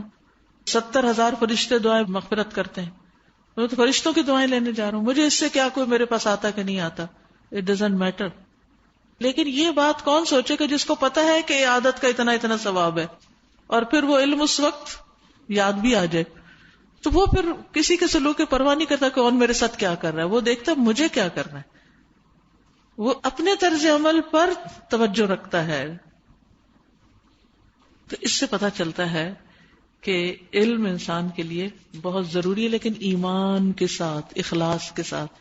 ایمان نہ ہو نا اور اخلاص نہ ہو تو پھر وہ نقصان دہ بھی ہو جاتا ہے. پھر وہ انسان اسے دوسروں کے لیے سمجھتا ہے، ہاں دیکھا نا یہ اس کی بات ہو رہی ہے، یہ اس کی ہو رہی ہے، وہ اپنے لیے نہیں لیتا. لیکن مومن جب کوئی بات پڑھتا ہے یا سنتا ہے تو پہلے اپنا جائزہ لیتا ہے، خود کو وہ آئینہ دکھاتا ہے، پھر اس کے بعد کسی اور کا خیال آتا ہے. اور اصلاح بھی صرف ان لوگوں کی ہوتی ہے اس علم سے جو اس کو اپنی بات سمجھتے ہیں، اون کرتے ہیں. فیہ ذکرکم، ورنہ جب تک اوروں کی باتیں ہوں گی بات نہیں بنے گی. انکار کرنے والے تو اس کی طرف سے شک ہی میں پڑے رہیں گے، یہاں تک کہ یا تو ان پر قیامت کی گھڑی اچانک آ جائے یا ایک منحوس دن کا عذاب نازل ہو جائے. اس روز بادشاہی اللہ کی ہوگی اور وہ ان کے درمیان فیصلہ کر دے گا. جو ایمان رکھنے والے اور عمل صالح کرنے والے ہیں وہ نعمت بھری جنتوں میں جائیں گے، اور جنہوں نے کفر کیا ہوگا اور ہماری آیات کو جھٹلایا ہوگا ان کے لیے رسوا کن عذاب ہوگا. اور جن لوگوں نے اللہ کی راہ میں ہجرت کی پھر قتل کر دیے گئے یا مر گئے، اللہ ان کو اچھا رزق دے گا، ان کو نقصان نہیں ہے کوئی. اور یقیناً اللہ ہی بہترین رازق ہے، وہ انہیں ایسی جگہ پہنچائے گا جس سے وہ خوش ہو جائیں گے. بے شک اللہ علیم و حلیم ہے. یہ تو ہے ان کا حال، اور جو کوئی بدلہ لے ویسا ہی جیسا اس کے ساتھ کیا گیا اور پھر اس پر زیادتی بھی کی گئی ہو تو اللہ اس کی مدد ضرور کرے گا. اللہ معاف کرنے والا اور درگزر کرنے والا ہے. یہ اس لیے کہ رات سے دن اور دن سے رات نکالنے والا اللہ ہی ہے اور وہ سمیع و بصیر ہے. یہ اس لیے کہ اللہ ہی حق ہے. ذالک بأن اللہ هو الحق، اور وہ سب باطل ہیں جنہیں اللہ کو چھوڑ کر یہ لوگ پکارتے ہیں، اور اللہ ہی بالا دست اور بزرگ ہے. کیا تم دیکھتے نہیں ہو کہ اللہ آسمان سے پانی برساتا ہے اور اس کی بدولت زمین سرسبز ہو جاتی ہے؟ یعنی یہ سب لطف و کرم کس کے ہیں؟ اللہ ہی کے. حقیقت یہ ہے کہ وہ لطیف و خبیر ہے، اسی کا ہے جو کچھ آسمانوں میں ہے اور جو کچھ زمین میں ہے. بے شک وہی غنی اور حمید ہے، تعریف والا ہے. کیا تم دیکھتے نہیں ہو کہ اس نے وہ سب کچھ تمہارے لیے مسخر کر رکھا ہے جو زمین میں ہے، اور اسی نے کشتی کو قاعدے کا پابند بنایا ہے کہ وہ اس کے حکم سے سمندر میں چلتی ہے، اور وہی آسمان کو اس طرح تھامے ہوئے ہے کہ اس کے اذن کے بغیر وہ زمین پہ نہیں گر سکتا. واقعہ یہ ہے کہ اللہ لوگوں کے حق میں بڑا شفیق و رحیم ہے. وہی ہے جس نے تمہیں زندگی بخشی، وہی تمہیں موت دے گا، وہی پھر تم کو زندہ کرے گا. سچ یہ ہے کہ انسان بڑا ہی ناشکرا ہے.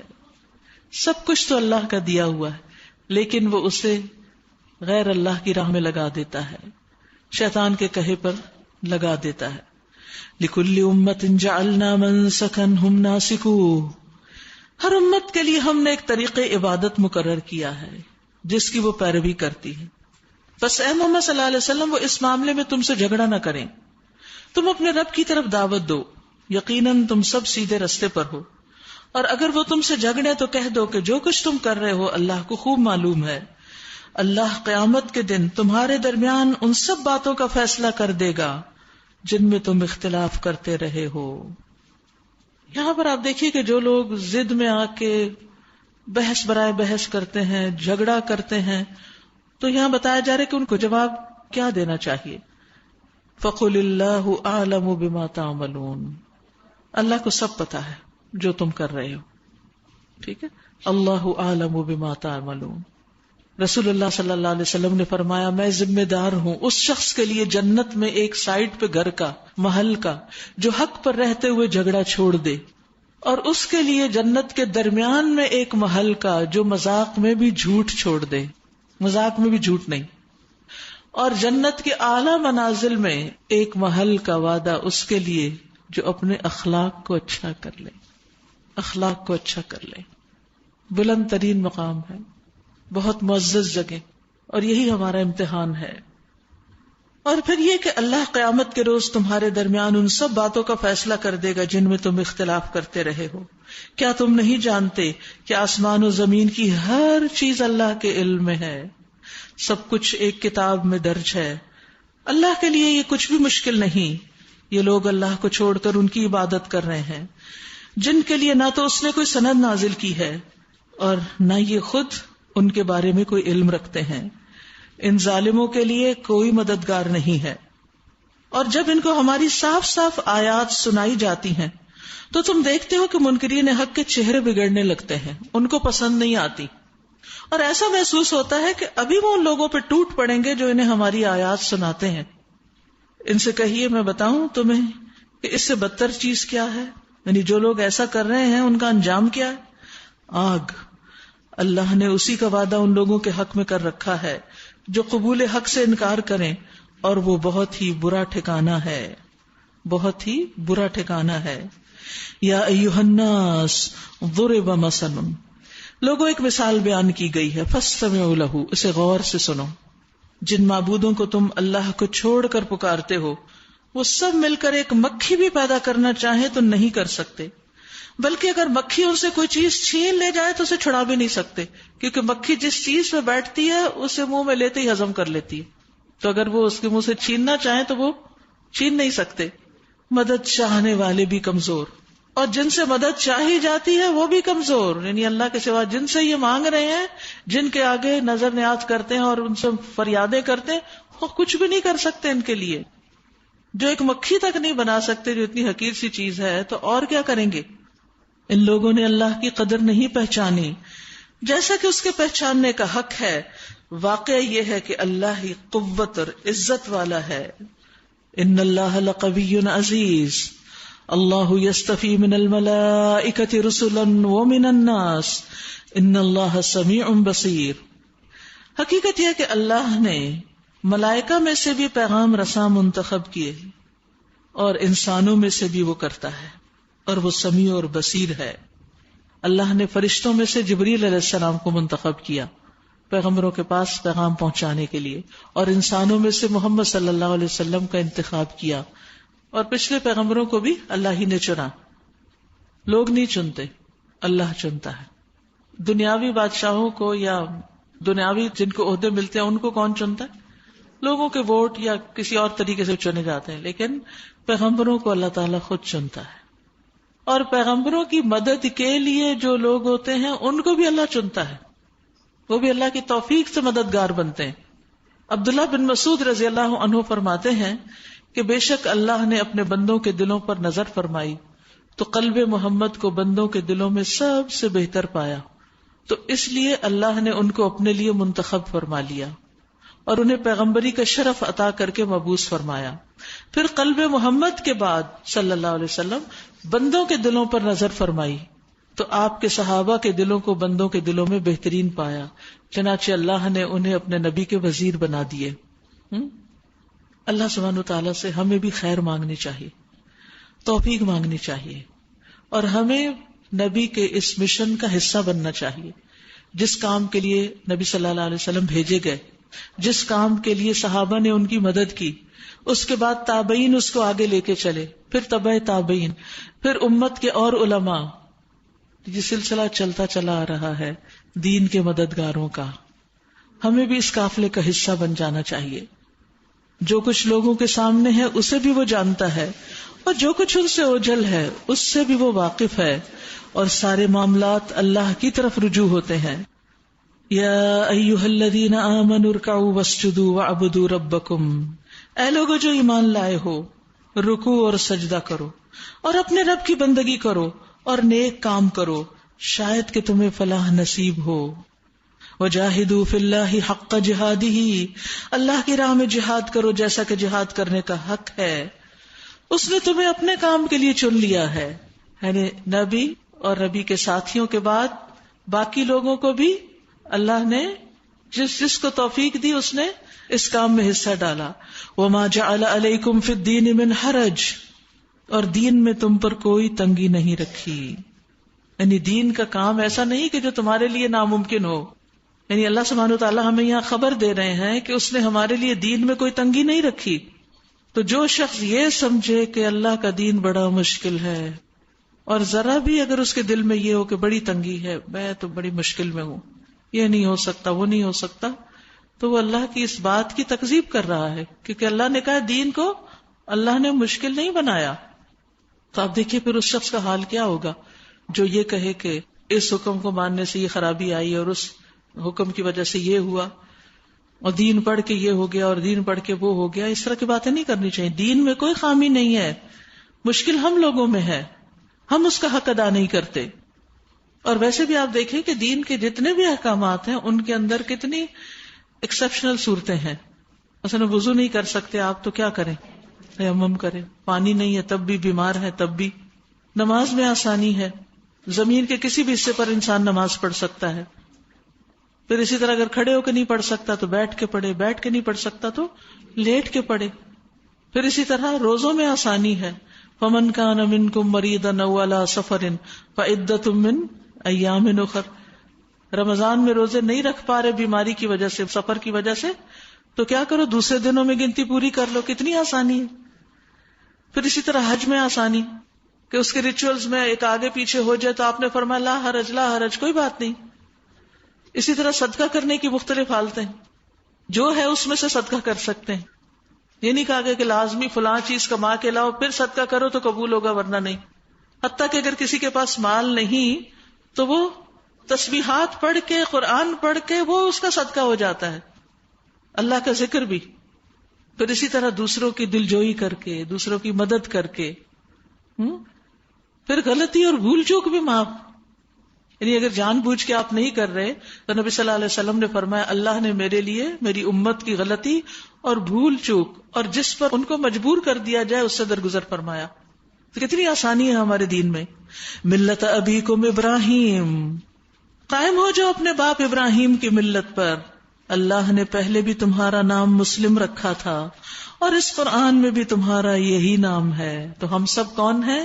مسلم. ہوا سماکم المسلمین. لیکن ہم نے اپنے اور نام رکھ لیے اور ان پر خوش ہوتے ہیں تاکہ رسول تم پر گواہ ہو اور تم لوگوں پر گواہ. فاقیموا الصلاۃ، بس نماز قائم کرو. پھر نماز کا حکم ہے. وآتوا الزکاۃ، اور زکوٰۃ ادا کرو. واعتصموا باللہ، اور اللہ کو مضبوطی سے پکڑ لو، اللہ سے وابستہ ہو جاؤ. یعنی دین کی اصل روح کیا ہے کہ انسان اللہ سبحانہ وتعالیٰ کے ساتھ مضبوط تعلق قائم کرے. صرف ظاہری نمازیں روزے صدقے نہیں، بلکہ دل کا روزہ، دل سے نماز، دل سے صدقہ، ہر چیز میں دل کی انوالومنٹ. ہر عمل کی بنیاد نیت پر ہے اور نیت کا مرکز اور مقام دل ہے. ہوا مولاکم، وہی تمہارا دوست ہے، وہ تمہارا مولا ہے. فنعم المولا ونعم النصیر، وہ بہت ہی اچھا مولا ہے، بہت ہی اچھا مددگار ہے. تو اس لیے جو شخص اس سے تعلق قائم کر لے گا، اسے مضبوطی سے تھام لے گا، وہ کبھی بھی ناکام نہیں ہوگا.